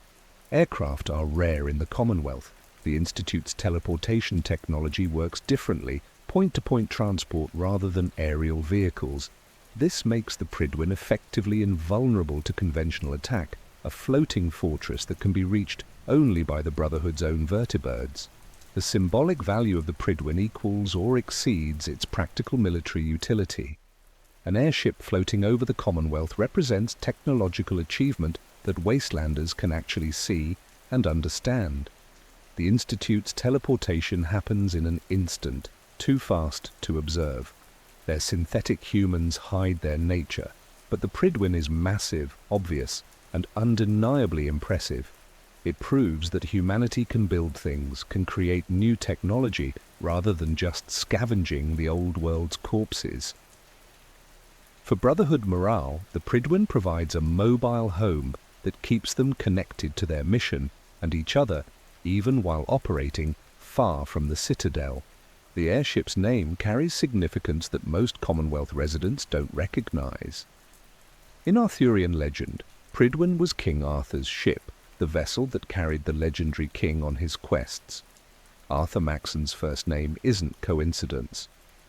The Brotherhood's leadership consciously connects their young elder to the mythical king who united Britain and brought order from chaos.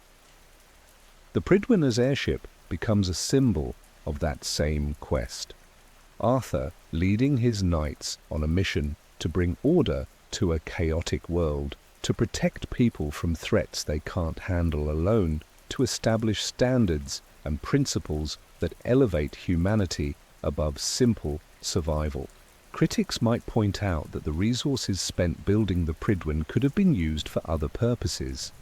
The materials, labor, and technical expertise required to construct a functioning airship represented an enormous investment. Those same resources could have rebuilt settlements, created agricultural infrastructure, or manufactured equipment for dozens of communities. But the Brotherhood's priorities differ from what typical settlers might choose. The Prydwen project's power, it enables rapid deployment. It serves as a symbol that inspires Brotherhood troops and intimidates their enemies. You can't put a price on those capabilities. The Prydwen's successful flight from the Capital Wasteland to the Commonwealth proved its design sound. The journey covered hundreds of miles over dangerous territory. The airship carried a full crew, equipment, supplies, and the disassembled components of Liberty Prime. It maintained altitude and speed despite weather variations, navigated successfully to its target destination, and arrived ready for immediate operations. This wasn't a prototype or test flight. This was a fully functional military asset performing exactly as designed. Living aboard the Prydwen creates a unique experience for Brotherhood personnel. The constant gentle motion as the airship shifts position in the wind becomes background sensation, barely noticed after a few days. The view from the observation points showcases the Commonwealth from perspectives most wasteland residents never experience. The sound of the engines provides constant white noise, a technological heartbeat that pervades every deck. Meals are communal, work is constant, and privacy is minimal. It's military life distilled to its essence, clear purpose, shared hardship, and pride in belonging to something larger than yourself. The Prydwen transforms how the Brotherhood operates in the Commonwealth. Instead of establishing a fixed base that enemies can target, the Brotherhood maintains aerial presence that can relocate if necessary. Vertibirds can deploy from the Prydwen to any location in the region within minutes. Supplies don't need to be transported across dangerous ground. They're stored safely aboard the airship and distributed as needed. Intelligence flows to a central command point where Elder Maxson and his officers can coordinate responses. The Brotherhood doesn't just have boots on the ground, they have the high ground, literally and figuratively. The technical achievement the Prydwen represents should not be underestimated. Brotherhood engineers took pre-war designs, adapted them to post-war materials and manufacturing capabilities, solved countless problems that had no precedent, and created a functioning airship using technology that most people in the wasteland don't even understand exists. They did this while operating in a resource-scarce environment, with limited personnel, under time pressure to respond to the Commonwealth crisis. The Prydwen's very existence proves that human ingenuity and determination can accomplish seemingly impossible goals even in the harshest circumstances. The transformation of Boston Airport from feral ghoul-infested ruin to operational military base happened with stunning speed, a testament to Brotherhood organizational skills and the effectiveness of motivated personnel working toward a clear objective. Within days of the Prydwen's arrival, the airport had become a functioning logistics hub supporting Brotherhood operations across the Commonwealth. Understanding this transformation requires examining both the practical work involved and the strategic thinking that guided it. The initial assault to secure the airport was textbook military operation. Vertibirds descended while the Prydwen maintained overwatch position. Paladins in power armor established a perimeter, covering each other's advances while pushing into the terminal buildings. The feral ghouls that had inhabited the airport for decades found themselves facing energy weapons, coordinated fire teams, and adversaries protected by armor that their claws couldn't penetrate. The Brotherhood suffered 0 casualties during the assault. The ghouls were annihilated, but killing ferals was just the beginning. The airport extended below ground, a network of maintenance tunnels, parking structures, and utility spaces that the Brotherhood's initial assault hadn't fully cleared. Pockets of feral ghouls remained in these subsurface areas, trapped by collapsed passages or simply overlooked in the rapid surface clearance. These stragglers would pose ongoing problems, occasionally emerging to attack Brotherhood personnel who ventured into the less secured areas. Eventually, the Brotherhood would clear these spaces thoroughly, but in the initial days the focus was on securing the surface facilities needed for operations. The Prydwen's mooring to the control tower required precision engineering under challenging conditions. The tower's structure was 200 years old, weakened by time and weather. Brotherhood engineers reinforced it with new supports, ensuring it could bear the stress of anchoring the massive airship. They installed backup mooring points, redundant systems that could take over if primary connections failed. They ran power lines from the airport's still functional electrical grid up to the Prydwen, supplementing the airship's own generators and reducing fuel consumption. This infrastructure work was unglamorous but essential, the foundation that allowed everything else to function. The terminal buildings presented more complex challenges. Unlike military facilities designed for defense, civilian airports prioritized passenger flow and commercial operations. Large open spaces that once accommodated travelers now provided poor defensive positions. The Brotherhood adapted by constructing interior barriers, establishing checkpoints that controlled movement through the facility. They reinforced certain structures while demolishing others, reshaping the airport's layout to serve military rather than civilian purposes. Proctor Tegan established the primary supply depot in the terminal's most intact section.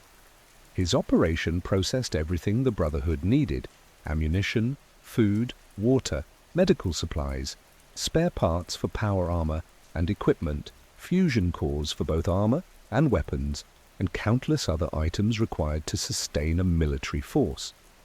Every morning, supply inventories were updated. Every evening, Tegan reviewed requisitions from field teams and planned the next day's distributions. His system was ruthlessly efficient because it needed to be. Armies run on logistics, and the Brotherhood was a long way from their supply lines back to the Citadel. The construction gantry for Liberty Prime's restoration occupied a secured hangar near the supply depot. The giant robot's components had been carefully transported aboard the Prydwen and now needed to be reassembled, an enormous undertaking that would require months of work. The gantry provided the framework for lifting and positioning Prime's massive pieces during reconstruction. Proctor Ingram oversaw this area personally, as rebuilding Liberty Prime represented her primary mission in the Commonwealth. The security around the Liberty Prime project was absolute. Only authorized personnel could enter the hangar. The Brotherhood wasn't about to let anyone sabotage or steal components from their most powerful weapon. The vertibird landing pad in the departures terminal gave the Brotherhood rapid deployment capability. A vertibird could launch from the pad, reach anywhere in the Commonwealth within minutes, deploy troops or supplies, and returned to base for refueling and rearming. This mobility transformed how the Brotherhood operated. Instead of maintaining multiple small outposts scattered across the region, they could project power from a central location. Field teams knew they had air support available. Knights and paladins could be extracted if situations turned dangerous. The psychological effect on Brotherhood morale was significant. They weren't isolated and vulnerable. They had backup. The Brotherhood also established living quarters at the airport, supplementing the Prydwen's limited space. Not everyone needed to live aboard the airship. Ground personnel, particularly those working long shifts on Liberty Prime or managing the supply depot, could bunk in converted terminal spaces. These quarters were Spartan but functional. The Brotherhood didn't waste resources on comfort when those resources could go toward mission-critical needs. A bed, a footlocker, access to showers and latrines, that's all a soldier needed. Anything more was luxury. Training facilities were established in the more open areas of the airport. Knights drilled in power armor, practicing movement and combat in their suits until the armor became second nature. Paladins ran tactical exercises, rehearsing the coordinated maneuvers that made Brotherhood forces so effective. Scribes trained on captured technology, learning to identify Institute devices and understand their function. The Brotherhood never stopped training. Every soldier, regardless of rank or experience, participated in regular drills and exercises. Competence was maintained through constant practice. The airport workshop became crucial to Brotherhood operations. This wasn't just a place to repair broken equipment. The workshop served as the Brotherhood's manufacturing center, where they could create items they couldn't source elsewhere. Need a custom ammunition load? The workshop could produce it. Require specialized tools for Liberty Prime's reconstruction? The workshop made them. Want to modify power armor with upgraded components? The workshop provided the facilities and expertise. The Brotherhood's technical self-sufficiency meant they weren't dependent on salvage or trade for critical items. Defense of the airport relied on multiple layers. The outer perimeter consisted of guard posts manned around the clock, with soldiers in power armor watching approach routes and ready to respond to threats. Automated turrets provided additional coverage, their targeting systems programmed to identify non-Brotherhood personnel and engage hostile targets. The inner perimeter around the terminal buildings added more guards and stronger defensive positions. The Prydwen itself served as the ultimate overwatch, with crew members monitoring the area and capable of deploying vertibirds if a serious threat materialized. The airport's location provided strategic advantages beyond just open space for operations. Being on the coast meant the Brotherhood's eastern approach couldn't be easily threatened. The flooded runways and harbor waters created natural barriers that limited attack routes. The airport's position relative to downtown Boston provided access to the city's ruins without being directly exposed to the urban combat challenges those ruins presented. The Brotherhood could stage operations into the city, secure objectives, and withdraw to the relative safety of their base. Communication capabilities at Boston Airport were extensive. The Brotherhood established relay stations connecting to their other positions, particularly the Cambridge Police Station, where Paladin Dance's team had operated before the Prydwen arrived. These communication networks allowed real-time coordination between field teams and command. When a patrol encountered Institute synths or discovered a technology cache, they could report immediately and receive orders. The Brotherhood's information flow was centralized, efficient, and secure from interception using encryption derived from pre-war military protocols. The psychological impact of the airport's transformation shouldn't be underestimated. Within days, a location that had been abandoned and dangerous became a functioning military base. The speed of this transformation demonstrated Brotherhood capabilities in a way that awed and intimidated witnesses. Traders who had avoided the airport for years now saw vertibirds launching on patrol. Scavengers who might have considered exploring the terminals understood that those buildings were now off-limits defended by forces they couldn't hope to overcome. The Brotherhood had claimed their territory and made it unquestionably theirs. For the Commonwealth's other factions, Boston Airport's conversion to Brotherhood headquarters represented a strategic shift that couldn't be ignored. The Institute, monitoring surface events from underground, understood that a major power had established presence specifically to hunt them. The railroad recognized they now had an enemy with the resources to discover their safe houses and the ideological commitment to destroy them. Even raiders and super mutants learned quickly that the airport area was dangerous, that Brotherhood patrols didn't take prisoners and didn't negotiate. The airport also served as the Brotherhood's face to the Commonwealth.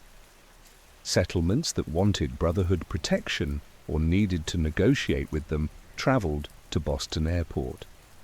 Traders sometimes set up near the perimeter, hoping to exchange goods with Brotherhood personnel.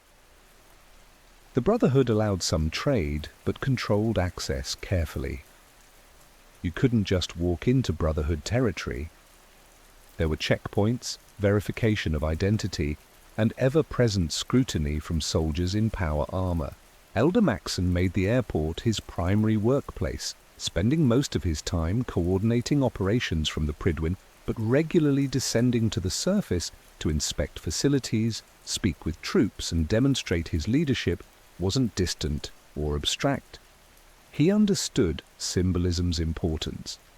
When Brotherhood Knights saw their elder walking through the same spaces they worked in, answering questions, addressing concerns, it reinforced loyalty and commitment. Maxson was young, but he led from the front, maintaining visibility that built trust with his personnel. The airport transformation represented more than just military efficiency. It symbolized Brotherhood philosophy in action, taking something broken and making it functional through discipline, knowledge, and hard work. The airport had been a ruin, a failure of the old world abandoned to radiation and ghouls. The Brotherhood restored purpose to it, turned those ruins into something useful, something that served humanity's interests as they understood them. This was the Brotherhood's vision for the entire Commonwealth: clean up the chaos, eliminate the threats, establish order, and build something better from the ashes. To understand why the Brotherhood came to the Commonwealth with such force and determination, you need to understand what they believe the Institute represents. This isn't just about eliminating a competing faction or securing valuable technology. In the Brotherhood's eyes, the Institute embodies everything that led to the Great War, everything that nearly destroyed humanity, and everything that could do so again if left unchecked. The Institute exists beneath the Commonwealth, hidden in a facility that was once the Commonwealth Institute of Technology. When the bombs fell, the Institute's scientists retreated underground, taking with them knowledge, equipment, and a mission to preserve human advancement. They sealed themselves away from the devastated surface world, creating a pristine underground environment where they could continue their research without interruption.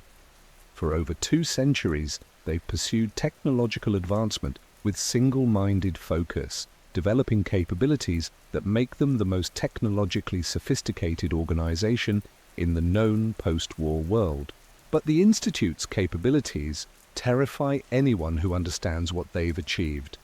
They perfected teleportation, the ability to move matter instantaneously from one location to another. This technology alone makes them nearly invulnerable to conventional attack. You can't assault a base you can't reach. The Institute can strike anywhere in the Commonwealth and retreat to their underground sanctuary before anyone can respond. They've used this capability to conduct experiments, gather resources, and maintain surveillance over the surface world. Their most controversial achievement, though, is synthetic humans. The Institute began with relatively simple humanoid robots, Generation 1 synths that were obviously mechanical. These robots could follow complex instructions but were clearly machines, no different in principle from other automated systems. Generation 2 synths advanced the concept, creating robots that looked more human but still could be distinguished from real people upon close examination.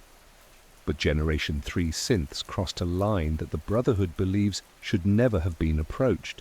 Gen 3 synths are biologically constructed, created from lab-grown tissue and organic materials rather than purely mechanical components. They're born as adults with implanted memories, programmed knowledge and behavioral conditioning. They look exactly like humans because in most biological senses they are human.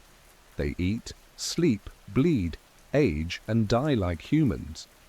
The only obvious difference is a neural implant that allows the Institute to control them, to program their behavior, and, if necessary, shut them down. This implant is undetectable without killing the synth and can't be removed without causing fatal brain damage. The Brotherhood's objections to synths operate on multiple levels. Philosophically, they argue that creating human-like beings as tools represents the ultimate disrespect for human life and dignity.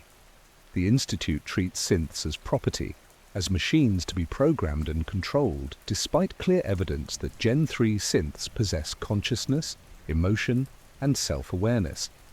They escape from Institute control, develop relationships, make independent decisions. The Railroad argues this proves synths are people deserving freedom. The Brotherhood counters that this proves synths are dangerously unpredictable technology that should never have been created. Practically, the Brotherhood points to the chaos synths cause in the Commonwealth. The Institute replaces people with synth duplicates for reasons that remain unclear. These replacements serve as spies, monitoring surface activities, and reporting to the Institute. When the Institute finishes with an infiltrator synth, the human whose life was stolen is usually dead. Communities torn apart by the paranoia of never knowing who might be a synth. Families destroyed when someone discovers their loved one was replaced.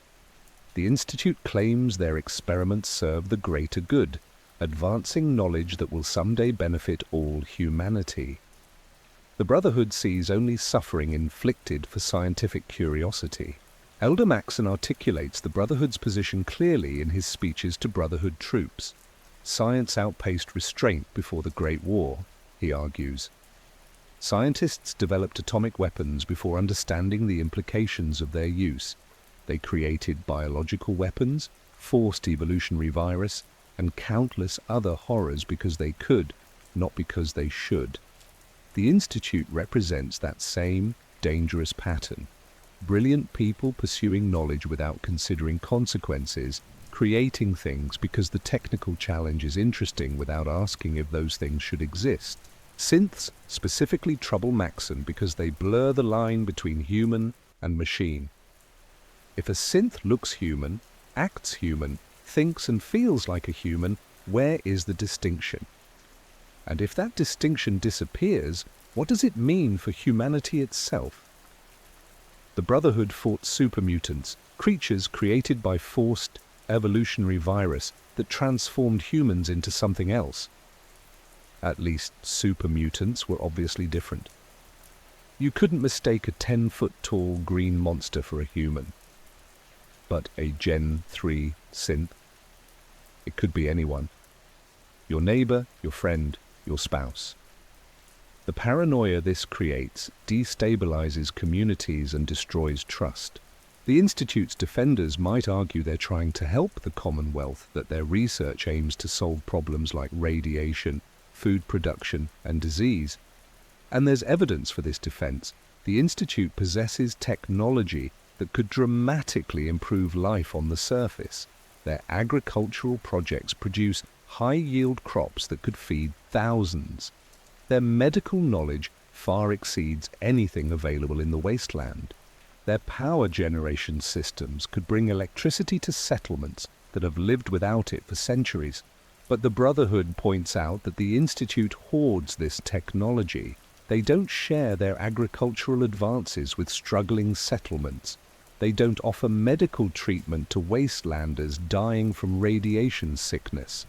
They conduct their experiments in isolation, concerned only with expanding their own knowledge base. When the Institute interacts with the surface world, it's to gather test subjects, steal resources, or conduct experiments that often destroy entire communities. Diamond City and Goodneighbor survive largely because the Institute has decided they're useful as sources of potential synth infiltrators. Smaller settlements have no such protection. The Institute's creation of super mutants represents another crime in the Brotherhood's eyes. The Institute obtained samples of forced evolutionary virus and conducted experiments, creating the specific strain of super mutants that plague the Commonwealth. These weren't attempts to cure the FEV's effects or understand how to reverse mutation. These were experiments in creating super soldiers, in weaponizing biological transformation. The Institute eventually abandoned these experiments, but not before releasing dozens or possibly hundreds of super mutants into the Commonwealth. Those mutants have bred, killed, and spread across the region, creating a crisis that will take decades to resolve. The Brotherhood's mission in the Commonwealth flows directly from their assessment of the Institute threat. The Institute must be destroyed, not captured or reformed. The synth production facilities must be demolished. The scientists who created synths must be stopped. Any technology that could be used to resurrect the synth program must be secured or destroyed. This isn't negotiable. The Brotherhood didn't come to the Commonwealth to talk or to negotiate. They came to execute a mission that they believe is essential to humanity's survival. This absolutist stance creates obvious conflicts with other factions. The Railroad believes synths are people deserving protection and freedom. To the Railroad, the Brotherhood's plan to destroy all synths is genocide, the mass murder of conscious beings whose only crime is being created rather than born. The Brotherhood counters that synths aren't people, that consciousness in a created being doesn't grant it rights, that the danger synths pose outweighs any ethical concerns about their destruction. This disagreement is fundamental and irreconcilable. The Minutemen, if they were organized enough to have a coherent position, might argue that the Institute should be held accountable for their crimes, but that not all their technology is dangerous. The Commonwealth could benefit from Institute agricultural science, medical knowledge, and power generation systems. The Brotherhood response would be that technology transfer requires trust, and the Institute has proven untrustworthy. Better to destroy everything than risk the Institute's tools falling into hands that might misuse them. Even within the Brotherhood, there are varying opinions about the synth question. Most soldiers follow orders and accept the official position. But some Brotherhood personnel, particularly those who've interacted with friendly synths like Nick Valentine in Diamond City, struggle with the absolutist stance. If a synth helps people, demonstrates compassion, risks itself for others, how is that different from human behavior? The Brotherhood's answer is that behavior doesn't define humanity, that synths are sophisticated imitations but remain fundamentally artificial. This philosophical debate becomes intensely personal when the Brotherhood discovers that Paladin Dance, one of their own, is a synth. Dance has served the Brotherhood faithfully for years. He's led missions, trained initiates, risked his life repeatedly for the organization's goals. He believes he's human, having no knowledge of his true nature. When the truth emerges, it forces the Brotherhood to confront the implications of their anti-synth ideology. If a synth can serve in the Brotherhood without anyone noticing, can function as effectively as any human paladin, what does that say about the distinction between human and machine? Elder Maxson's handling of the Dance situation reveals both his commitment to Brotherhood principles and his capacity for mercy. The official position is clear. Dance must die. He's a synth, regardless of his service record or his unawareness of his nature. Allowing him to live would undermine the Brotherhood's entire ideology. But Maxson also recognizes Dance's value and service. The solution is banishment. Dance lives but is exiled from the Brotherhood, forbidden from wearing their armor or claiming their name. He exists as proof that synths can function in society but cannot be allowed to remain within the Brotherhood's ranks. The Institute's ultimate fate depends on which faction the player character allies with, but the Brotherhood's plan is straightforward. Once they locate the Institute's underground facility, they'll deploy Liberty Prime.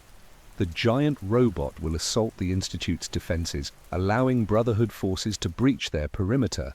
Once inside, the Brotherhood will plant explosives, evacuate any personnel willing to surrender, and destroy the facility. The Institute won't be captured or reformed. It will cease to exist, and with it, the capability to create more synths. This plan reflects Brotherhood philosophy at its most absolute. They're willing to destroy an entire scientific facility, potentially kill hundreds of people, and eliminate technology that could benefit humanity, all because they believe the danger outweighs any potential benefit. To critics, this makes the Brotherhood unreasonable fanatics destroying knowledge out of fear. To supporters, this makes them responsible guardians, willing to make hard choices that protect humanity from its own worst impulses. The Institute threat, as the Brotherhood understands it, represents an existential question about humanity's future. If synths are people, then humanity has created a new species that might eventually replace natural humans. The Institute's scientists discuss improving synth designs, making them more intelligent, more capable, potentially longer-lived than natural humans. If this continues, what happens to baseline humanity? Do we become obsolete, replaced by our own creations? The Brotherhood believes this path leads to extinction, that humanity must remain purely human to survive. This belief drives everything the Brotherhood does in the Commonwealth. It explains why they came in such force. It explains why negotiation isn't an option. It explains why they're willing to alienate other factions and accept casualties to achieve their goal. The Institute represents the Brotherhood's nightmare scenario. Brilliant people with advanced technology pursuing goals without ethical constraints, creating things that threaten humanity itself. The Brotherhood exists to prevent exactly this situation. If they fail in the Commonwealth, if the Institute survives and synth technology spreads, the Brotherhood believes humanity's days are numbered. The giant robot that the Brotherhood brought to the Commonwealth in pieces represented more than just a powerful weapon. Liberty Prime embodied American military might from the pre-war era, a monument to human technological achievement, and also to the hubris that contributed to the world's destruction. Rebuilding Liberty Prime in the Commonwealth would require solving the same power problems that plagued its original construction, overcoming 2 centuries of decay and battle damage, and doing it all with post-war resources and knowledge. The project was nearly impossible, which is precisely why the Brotherhood committed to it. Liberty Prime's history dates to 2072, when the United States military commissioned a joint project between General Atomics International and Robco Industries. The goal was creating a combat robot capable of liberating Anchorage, Alaska, from Chinese occupation. The designers envisioned a massive humanoid machine that could march through enemy lines, throwing mini-nuclear weapons like grenades while broadcasting anti-communist propaganda. Prime would be invulnerable to conventional weapons, capable of destroying enemy fortifications with eye-mounted lasers, and psychologically devastating to enemy morale. It would be a walking symbol of American technological superiority. But the project never succeeded in its original time frame. Every component worked individually. The chassis could support the weight. The voice systems functioned perfectly. The weapons systems could be fired. The problem was power management. No fusion reactor technology of the era could provide enough energy to run all of Prime's systems simultaneously at combat capacity. The robot could move, or it could fire weapons, but not both at full efficiency. This limitation made Prime useless for its intended purpose. The military abandoned the project, leaving Prime in storage beneath the Pentagon while they deployed power armor and other technologies that actually worked. Fast forward to 2255, when Elder Lyons discovered Prime beneath the ruins of the Pentagon. The Brotherhood immediately recognized Prime's potential, and began a decades-long project to restore it. Scribe Rothschild led the effort, attempting to solve the power problems that had stymied the original designers. The Brotherhood made little progress until Dr. Madison Lee joined the project. Lee's expertise in power systems allowed her to redesign Prime's energy distribution, finding a solution that the original engineers had missed. Prime was activated in 2277 and deployed against the Enclave with devastating effectiveness. Then the Enclave destroyed Prime with an orbital missile strike during the Battle of Rockland in 2278. The giant robot, which had seemed invincible against ground forces, proved vulnerable to weapons that could strike from space. The Brotherhood recovered Prime's remains and returned them to the Citadel, where they sat for nearly a decade. Rothschild attempted restoration, but concluded that too much had been damaged. Critical components were destroyed. The power systems Lee had designed were compromised. Without major breakthroughs or Lee's expertise, Prime would remain inoperable. When Elder Maxson decided to bring the Brotherhood to the Commonwealth, he knew he needed Prime. The Institute's underground facility would be heavily defended. Teleportation technology meant the Institute could rapidly deploy forces anywhere. The Brotherhood would face synths, turrets, and potentially other defenses they hadn't yet discovered. They needed overwhelming combat power, something that could smash through defenses and provide psychological shock value. They needed Liberty Prime operational again. The decision to transport Prime's remains aboard the Prydwen was risky. The robot's components were heavy, bulky, and irreplaceable. If the Prydwen encountered problems during the journey, if storms or mechanical failures forced the airship down, Prime's components might be lost or damaged beyond recovery. But Maxson committed to the risk because the alternative was attempting an Institute assault without Prime. That seemed even more dangerous. Once the Brotherhood established themselves at Boston Airport, Proctor Ingram immediately began the reconstruction process. The massive construction gantry had been erected specifically to handle Prime's assembly. Ingram's team laid out the robot's components, cataloguing what had survived the journey and what needed repair or replacement. The damage was extensive but not insurmountable. Prime's main chassis was intact, bent in places but not fractured. The voice module had survived. Many weapon components were present, but the power systems needed complete rebuilding, and several structural members required fabrication. The project required Dr. Madison Lee. Only she understood Prime's power management systems well enough to reconstruct them. But Lee had left the Capital Wasteland after the Enclave War, disillusioned with military applications of her work. She'd joined the Institute, attracted by their promise of research for peaceful purposes. Now the Brotherhood needed to convince her to betray the Institute, return to the organization she'd left, and work on a weapon she'd helped create once before. The sole survivor, the Brotherhood's newest recruit who had emerged from Vault 111, took on this mission. They infiltrated the Institute, made contact with Lee, and convinced her that the Brotherhood's mission was just. Lee's decision to defect wasn't easy. She'd built a life at the Institute, had research projects and colleagues she respected. But she also had concerns about Institute ethics, about the experiments that crossed lines she wasn't comfortable with. The Brotherhood's absolutism troubled her, but their commitment to stopping the Institute's synth program ultimately swayed her judgment. Lee's return to the Brotherhood marked the turning point in Liberty Prime's reconstruction. She examined the power systems, identified what needed to be rebuilt, and designed improvements that would make Prime even more capable than before. But her designs required components that didn't exist in the wasteland. The Brotherhood would need to fabricate them from scratch, particularly the electromagnetic actuators that would power Prime's limbs. The electromagnetic actuators required high-powered magnets as core components. These magnets existed in pre-war hospitals, used in medical imaging equipment that had been abandoned when the bombs fell. The Brotherhood sent teams to multiple hospital locations, recovering magnets from facilities where feral ghouls and raiders had established territory. Each recovery mission was dangerous, but the Brotherhood's power armor and superior firepower gave them decisive advantages. They returned with the magnets Lee needed.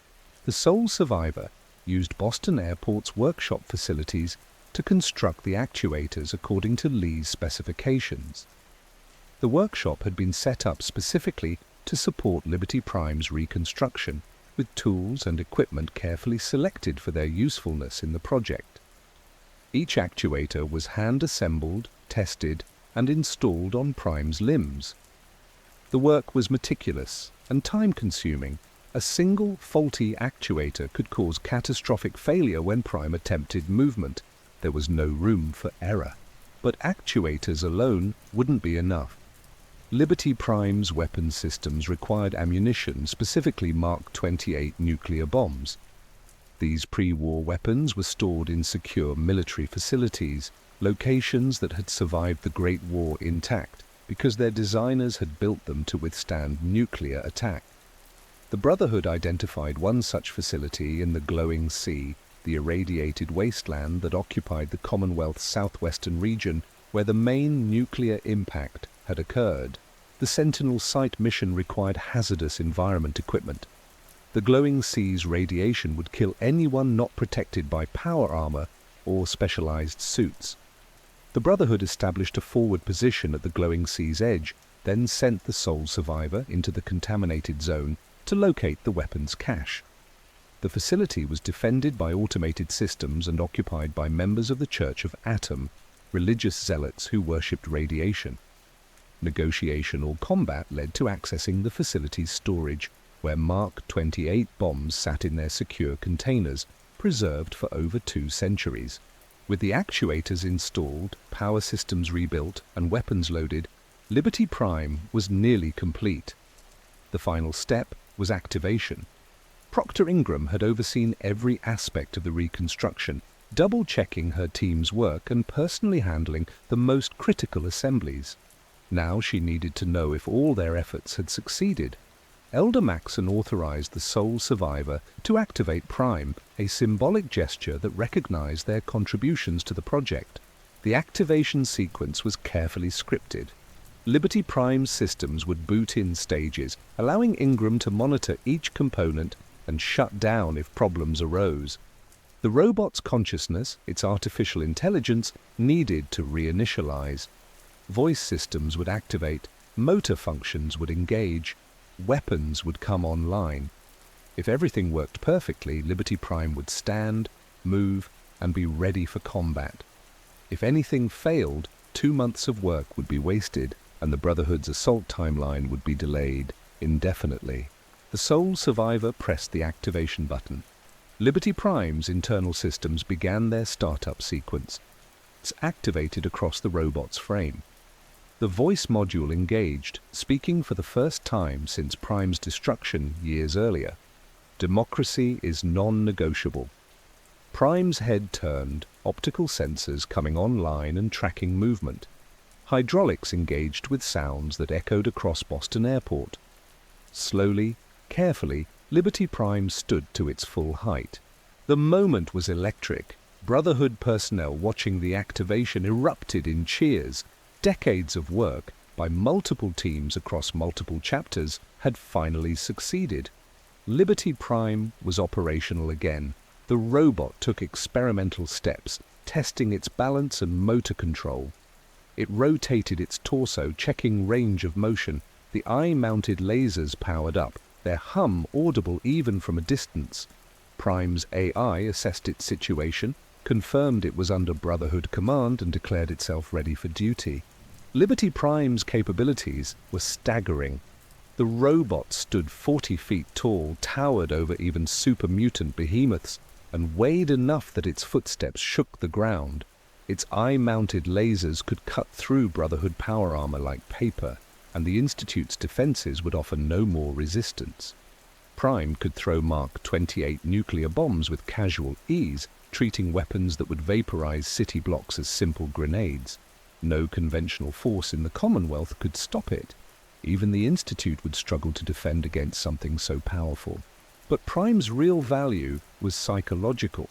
The robot was pre-war American military technology at its most bombastic and impressive. It represented the full might of old-world power, preserved and controlled by the Brotherhood. When Brotherhood forces marched to battle with Liberty Prime leading the way, they marched behind a symbol that said clearly, "We command power you cannot match. We control technology that makes us superior. Resistance is futile. Surrender is your only option." The reconstruction of Liberty Prime marked the end of the Brotherhood's preparation phase. They'd established their base, they'd secured the region, they'd rebuilt their ultimate weapon. Now they just needed the Institute's location. The Brotherhood's intelligence network was working to discover how to reach the underground facility. Once they had that information, Liberty Prime would lead the assault. The Institute's days were numbered, the synth threat would end, and the Brotherhood would prove once again that they were humanity's defenders, the only organization with the will and capability to stop technology from destroying the world it was meant to serve. The Brotherhood's presence transformed the Commonwealth's power dynamics overnight, but translating that presence into effective operations required more than just impressive technology and strong rhetoric. Elder Maxson had to balance multiple priorities: hunting the Institute, managing relations with other factions, maintaining supply lines, and demonstrating Brotherhood value to a skeptical population. The resulting campaign was complex, sometimes contradictory, and ultimately definitive in reshaping the region. Brotherhood patrols became a common sight throughout the Commonwealth within days of the Prydwen's arrival. Power-armored knights and paladins, often accompanied by scribes gathering data, moved through territories that had seen little organized military presence in decades. These patrols had multiple purposes. They hunted super mutants, reducing the threat these creatures posed to settlements.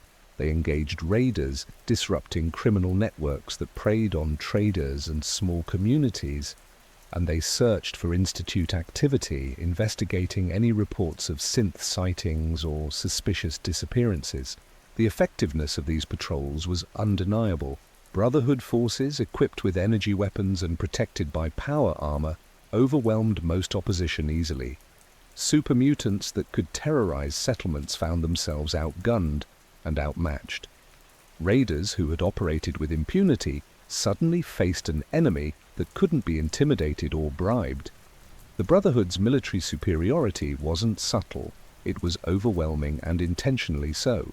But this military effectiveness created complications with civilian populations. The Brotherhood's requisition system, politely termed resource acquisition, functioned as barely disguised extortion.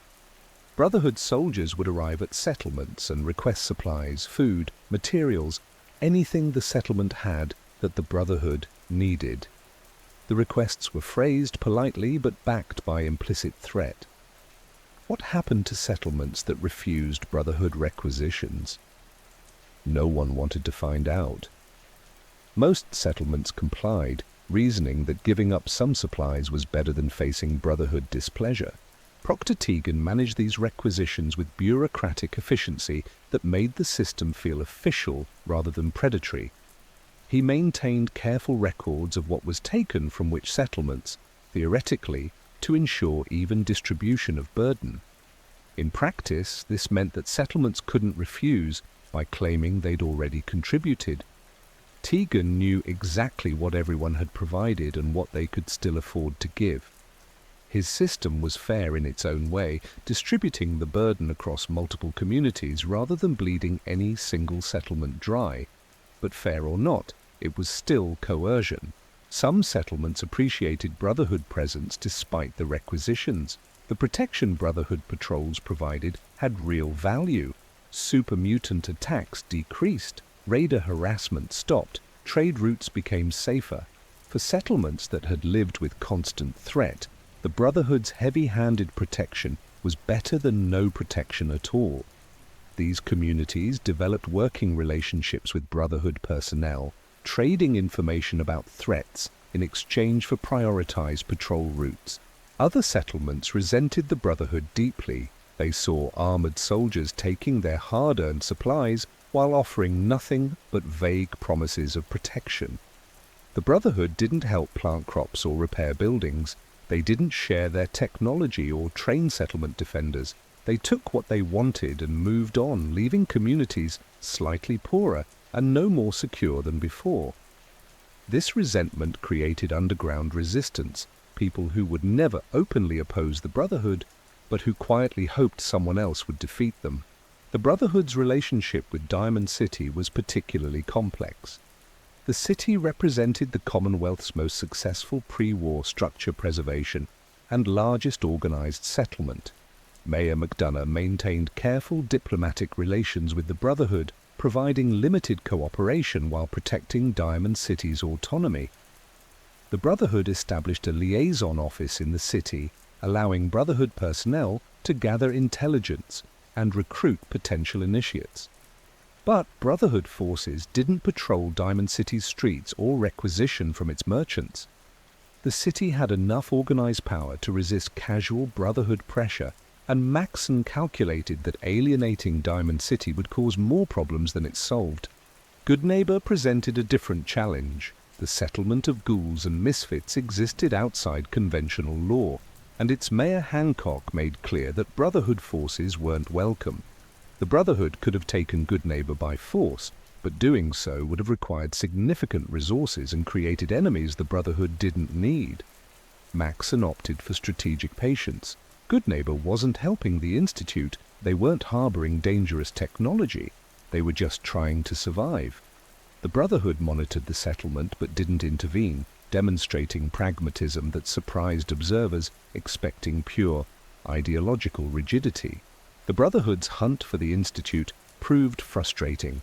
The organization's underground location and teleportation technology made conventional reconnaissance impossible. Brotherhood patrols could fight synths on the surface, but every synth destroyed was quickly replaced. The Institute seemed inexhaustible, capable of producing synthetic humans faster than the Brotherhood could eliminate them. This grinding attrition wore on Brotherhood morale. Soldiers signed up to eliminate a threat, not to fight an endless series of skirmishes against an enemy they couldn't reach. The breakthrough came through the sole survivor's unique position.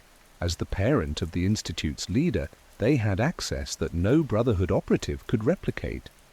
They infiltrated the Institute, gathered intelligence about its defenses and layout, and most critically, determined how to reach the facility. The Institute's teleportation technology required massive energy output, the kind of power signature that could be detected and potentially replicated. With Institute data and Brotherhood expertise, the Brotherhood could build their own teleportation device. The Signal Interceptor project consumed weeks of Brotherhood resources and expertise.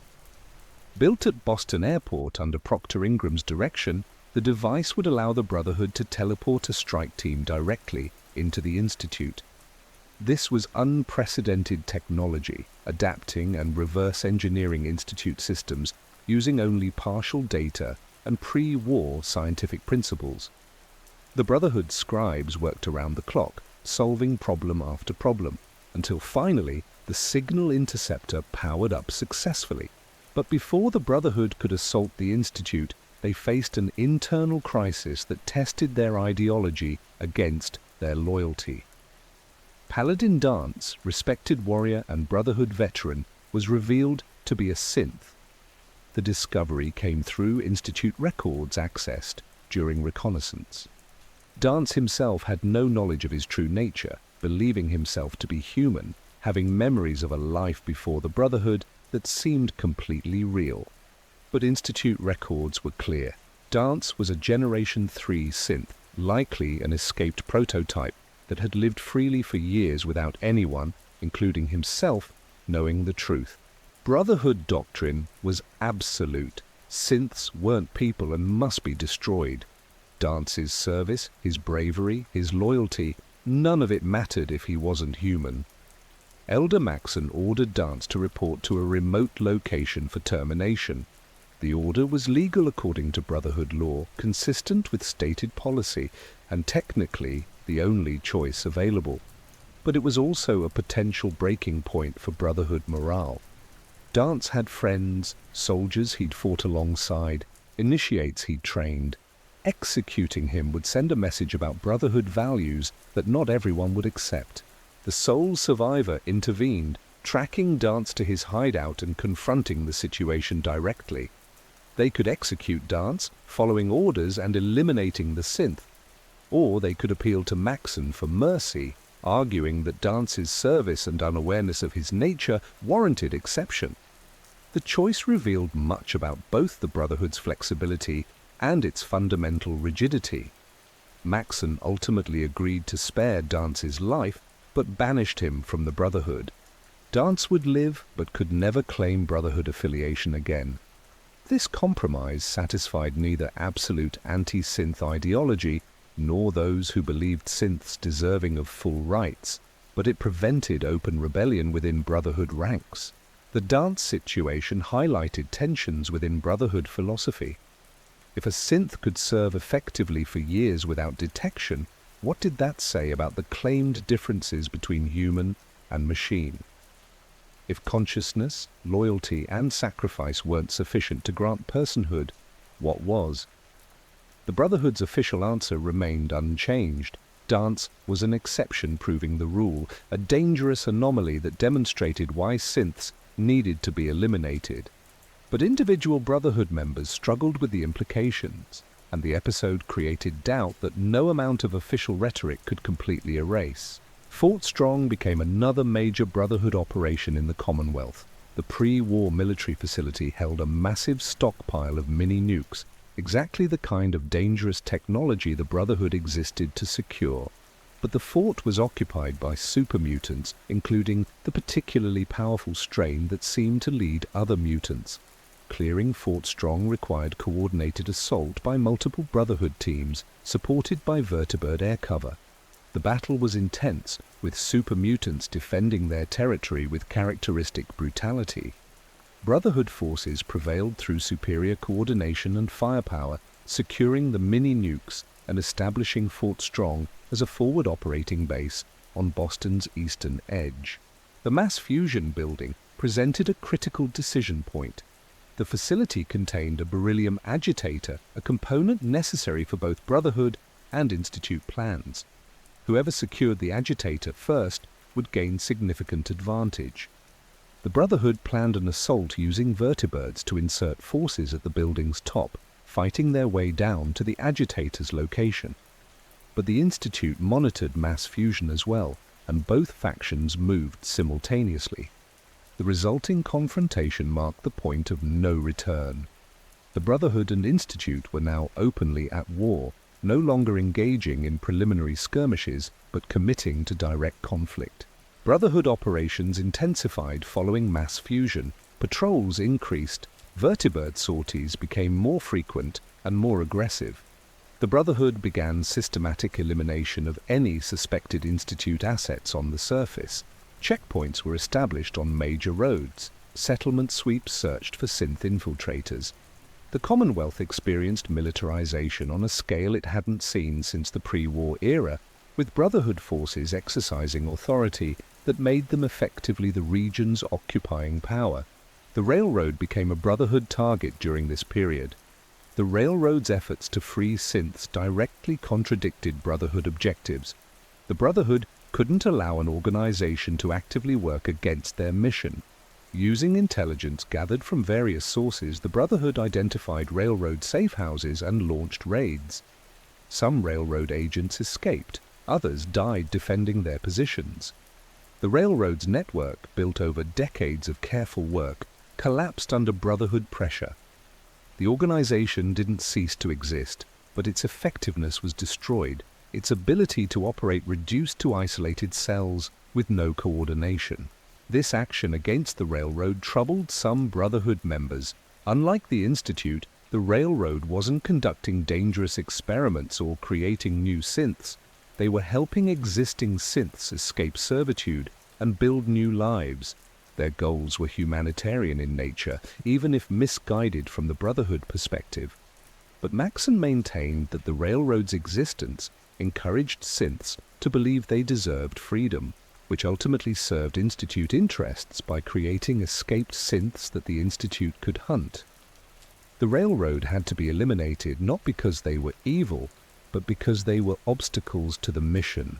The final assault on the Institute required Liberty Prime. The giant robot, fully operational and armed with nuclear weapons, marched from Boston Airport toward CIT ruins, where the Institute's teleporter access was located. Brotherhood forces followed behind Prime, a massive deployment representing nearly the full strength of the Commonwealth expedition. Vertibirds provided air cover. Artillery was positioned to support the assault. Every available soldier, knight, and paladin who could be spared from other duties joined the operation. The march through downtown Boston became legendary. Liberty Prime strode through the ruins, destroying anything that blocked its path, broadcasting anti-communist propaganda that echoed through empty streets. Institute synths emerged to defend their creators, but they were hopelessly outmatched. Prime's eye lasers cut through synth ranks, mini-nukes obliterated defensive positions, Brotherhood forces mopped up survivors, advancing steadily behind their mobile fortress.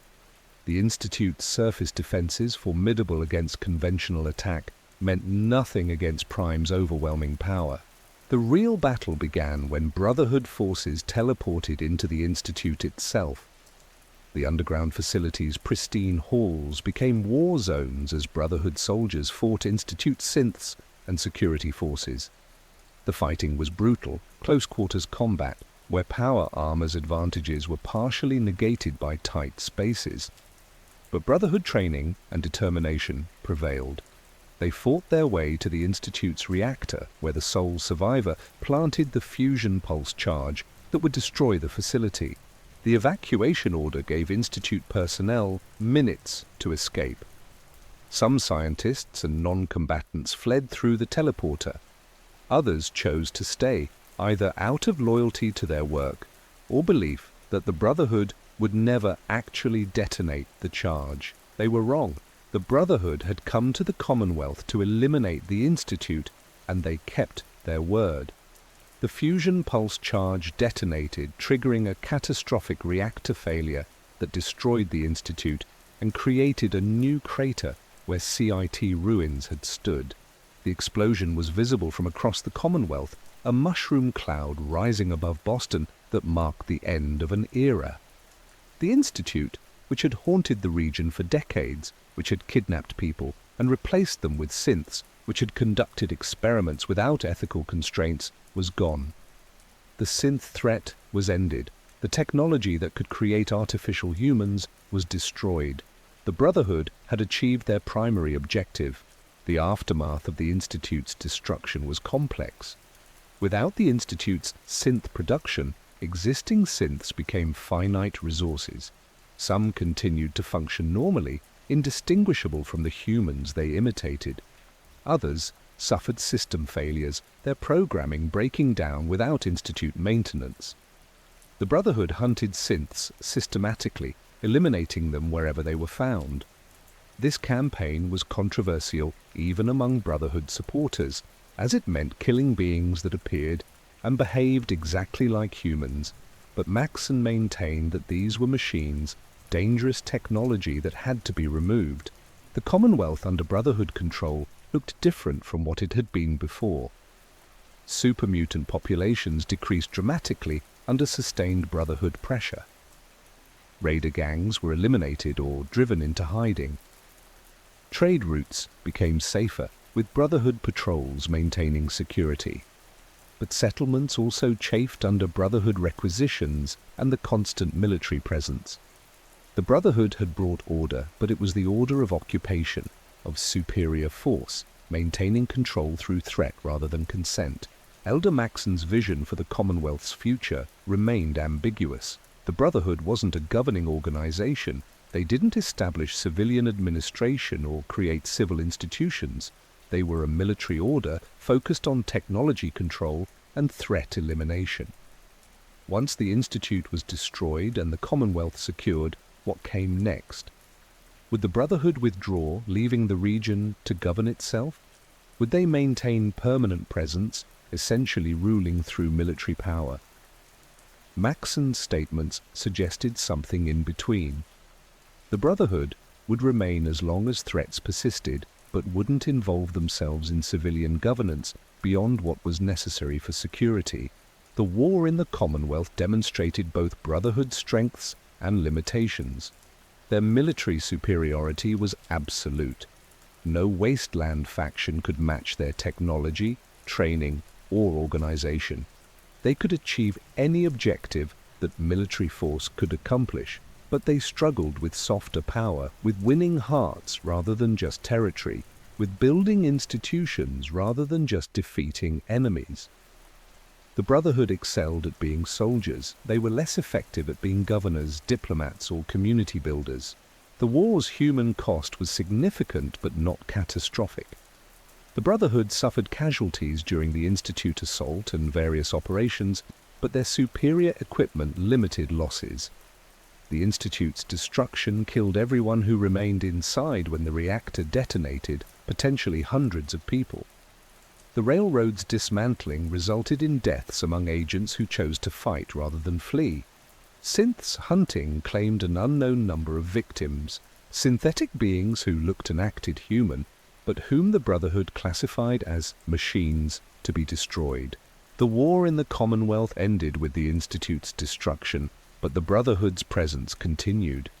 They maintained Boston Airport as a permanent base, kept the Prydwen moored above the control tower, and ran regular patrols across the region.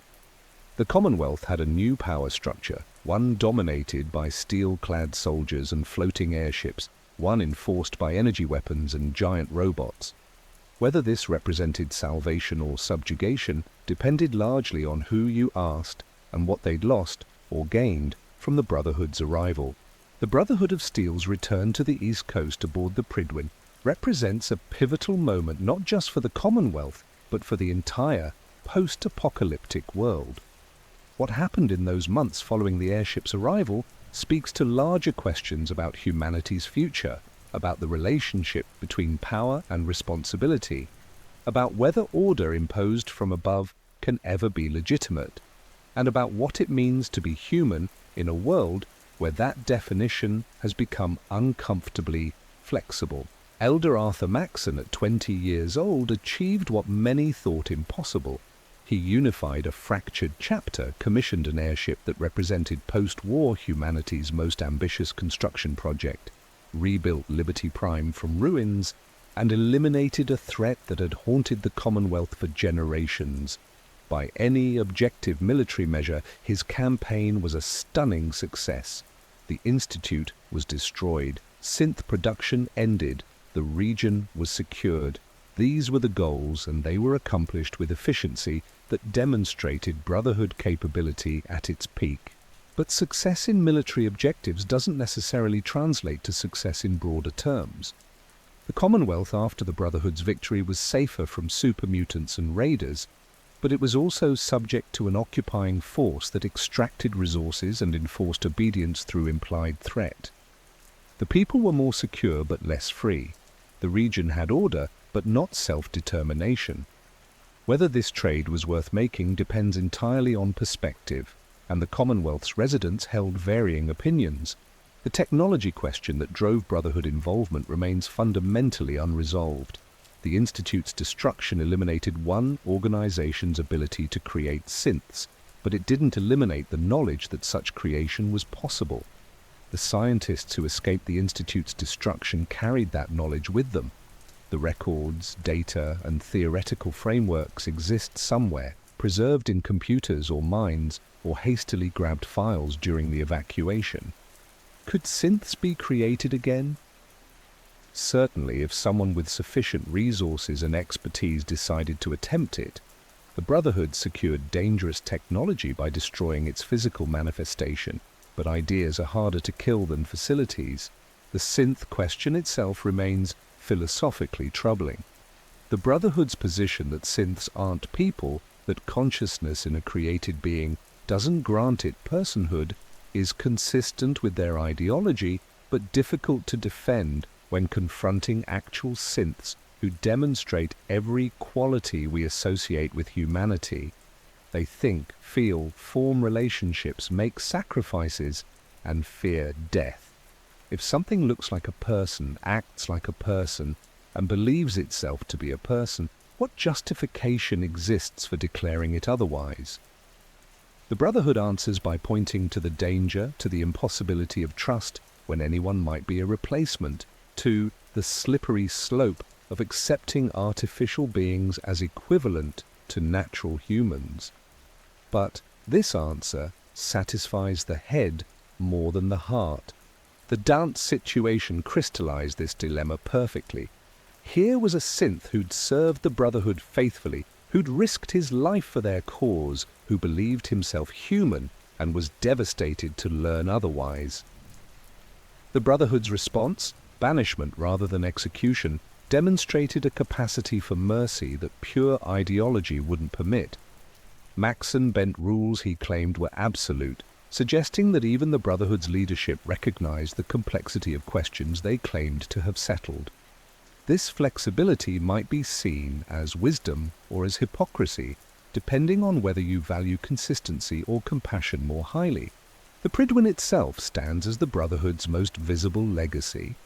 The airship continues to float above Boston Airport, a daily reminder of Brotherhood presence and capability. It represents what humanity can achieve through organization, knowledge, and determination.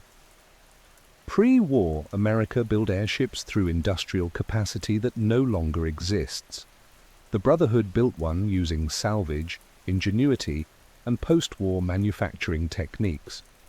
This achievement demonstrates that the wasteland isn't doomed to permanent regression, that humanity retains the capability to create rather than just consume. But the Prydwen also symbolizes something less inspiring, the concentration of power in an unaccountable military organization. The airship flies where the Brotherhood decides, attacks who the Brotherhood designates as enemies, and serves goals that Brotherhood leadership determines without input from the people supposedly being protected. This is benevolent dictatorship at best, operating on the assumption that the Brotherhood knows what's good for humanity better than humanity does itself. This assumption might even be correct, given the Brotherhood's superior training and knowledge, but it remains fundamentally anti-democratic. Liberty Prime's restoration and deployment carried its own symbolic weight. The giant robot represented pre-war American military power at its most absurd and most effective. Prime's anti-communist rhetoric was laughably outdated, broadcasting propaganda for a war that ended 2 centuries ago against an enemy that no longer exists. Yet the robot's effectiveness was undeniable. Prime could accomplish in hours what conventional forces would struggle with for weeks. This juxtaposition of obsolete ideology and overwhelming effectiveness mirrors the Brotherhood itself, an organization clinging to rigid principles while adapting just enough to remain relevant. The Commonwealth's future under Brotherhood influence remains uncertain. The organization's stated mission is technology control, not governance. They came to eliminate the Institute, and with that goal achieved, they might reasonably withdraw most of their forces. But the Brotherhood has also established significant infrastructure at Boston Airport, invested resources in the region, and demonstrated an investment in Commonwealth security that suggests longer-term presence. Perhaps the Brotherhood will maintain a permanent chapter in the Commonwealth similar to what Lyons established in the Capital Wasteland. Perhaps they'll eventually hand security responsibility to local forces and return east. The answer likely depends on whether new technological threats emerge that require Brotherhood intervention. The model of security the Brotherhood provides is effective but unsustainable in the long term. The organization operates like a military expedition, extracting resources from the territory they protect to sustain their operations. This works temporarily, but permanent occupation on these terms would eventually drain the Commonwealth's economy. For the Brotherhood's presence to be sustainable, they'd need to transition from extraction to symbiosis, finding ways to add value that justifies what they take. This might involve technology sharing, training local defenders or establishing trade relationships rather than requisitions. Whether the Brotherhood is willing or able to make this transition remains to be seen. The destruction of the Institute eliminated one threat, but didn't solve the Commonwealth's fundamental problems. Super mutants will continue to reproduce and spread. Raiders will reorganize as long as desperation and lawlessness create conditions they thrive in. Radiation will remain a persistent danger. Pre-war ruins will continue to crumble. The Commonwealth needs more than military protection. It needs economic development, political organization, agricultural improvements, and social institutions that can create stability without requiring constant military presence. The Brotherhood can clear threats, but they're not equipped or inclined to build communities.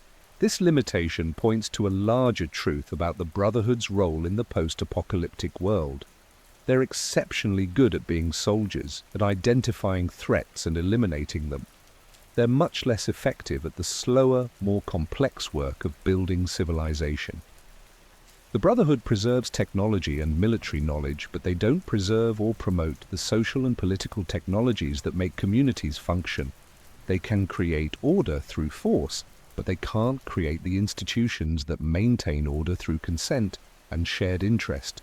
Other factions in the Commonwealth offered alternative visions that the Brotherhood's victory suppressed. The Institute, for all its ethical failures, represented scientific advancement and technological development. Their destruction eliminated not just synth production, but also agricultural research, medical advances, and power generation systems that could have benefited the Commonwealth. The Railroad advocated for recognizing consciousness regardless of origin, a philosophical position with implications beyond just synths. The Minutemen offered grassroots community defense, protection that came from within communities rather than imposed from outside. Each of these visions had flaws, but their elimination left the Commonwealth with fewer options. The Brotherhood's victory established a precedent for how post-war organizations approach perceived threats. The Institute was destroyed rather than reformed or controlled. Synths are being hunted rather than integrated or studied. The Railroad was dismantled rather than convinced or ignored. This absolutist approach reflects the Brotherhood's military nature. Identify the enemy and eliminate it. But this approach has limitations. Not every problem has a military solution. Not every threat can be destroyed rather than managed. The Brotherhood's success in the Commonwealth might encourage similar absolutist responses elsewhere, potentially foreclosing opportunities for negotiation or compromise. Arthur Maxson's personal legacy remains to be written. At 20, he's already accomplished more than most Brotherhood elders achieve in lifetime of service. He unified his chapter, commissioned the Prydwen, rebuilt Liberty Prime, and eliminated the Institute. These achievements have cemented his position and will influence Brotherhood culture for generations, but they've also established expectations that might be impossible to sustain. What does the Brotherhood do after eliminating the largest technological threat on the East Coast? How does Maxson top his Commonwealth success? The danger for young leaders who achieve too much too early is that later life becomes anticlimax. The people of the Commonwealth who watched the Prydwen fly overhead that day witnessed the arrival of forces beyond their control or comprehension. The Brotherhood brought order, security, and a definitive end to the Institute's shadow. But they also brought occupation, requisitions, and imposition of values that not everyone shared. The Commonwealth exchanged one form of fear for another, no longer afraid of Institute abduction, but now wary of Brotherhood displeasure. This is not necessarily an improvement, just a different configuration of power relations. The broader wasteland will watch what happens in the Commonwealth with great interest. If the Brotherhood's presence leads to genuine stability and prosperity, other regions might welcome similar intervention. If it leads to resentment and resistance, other communities will resist Brotherhood overtures. The Commonwealth is effectively a test case for whether the Brotherhood's model of security and technology control can work at scale, whether their vision of humanity's future is one that actual humans can live with.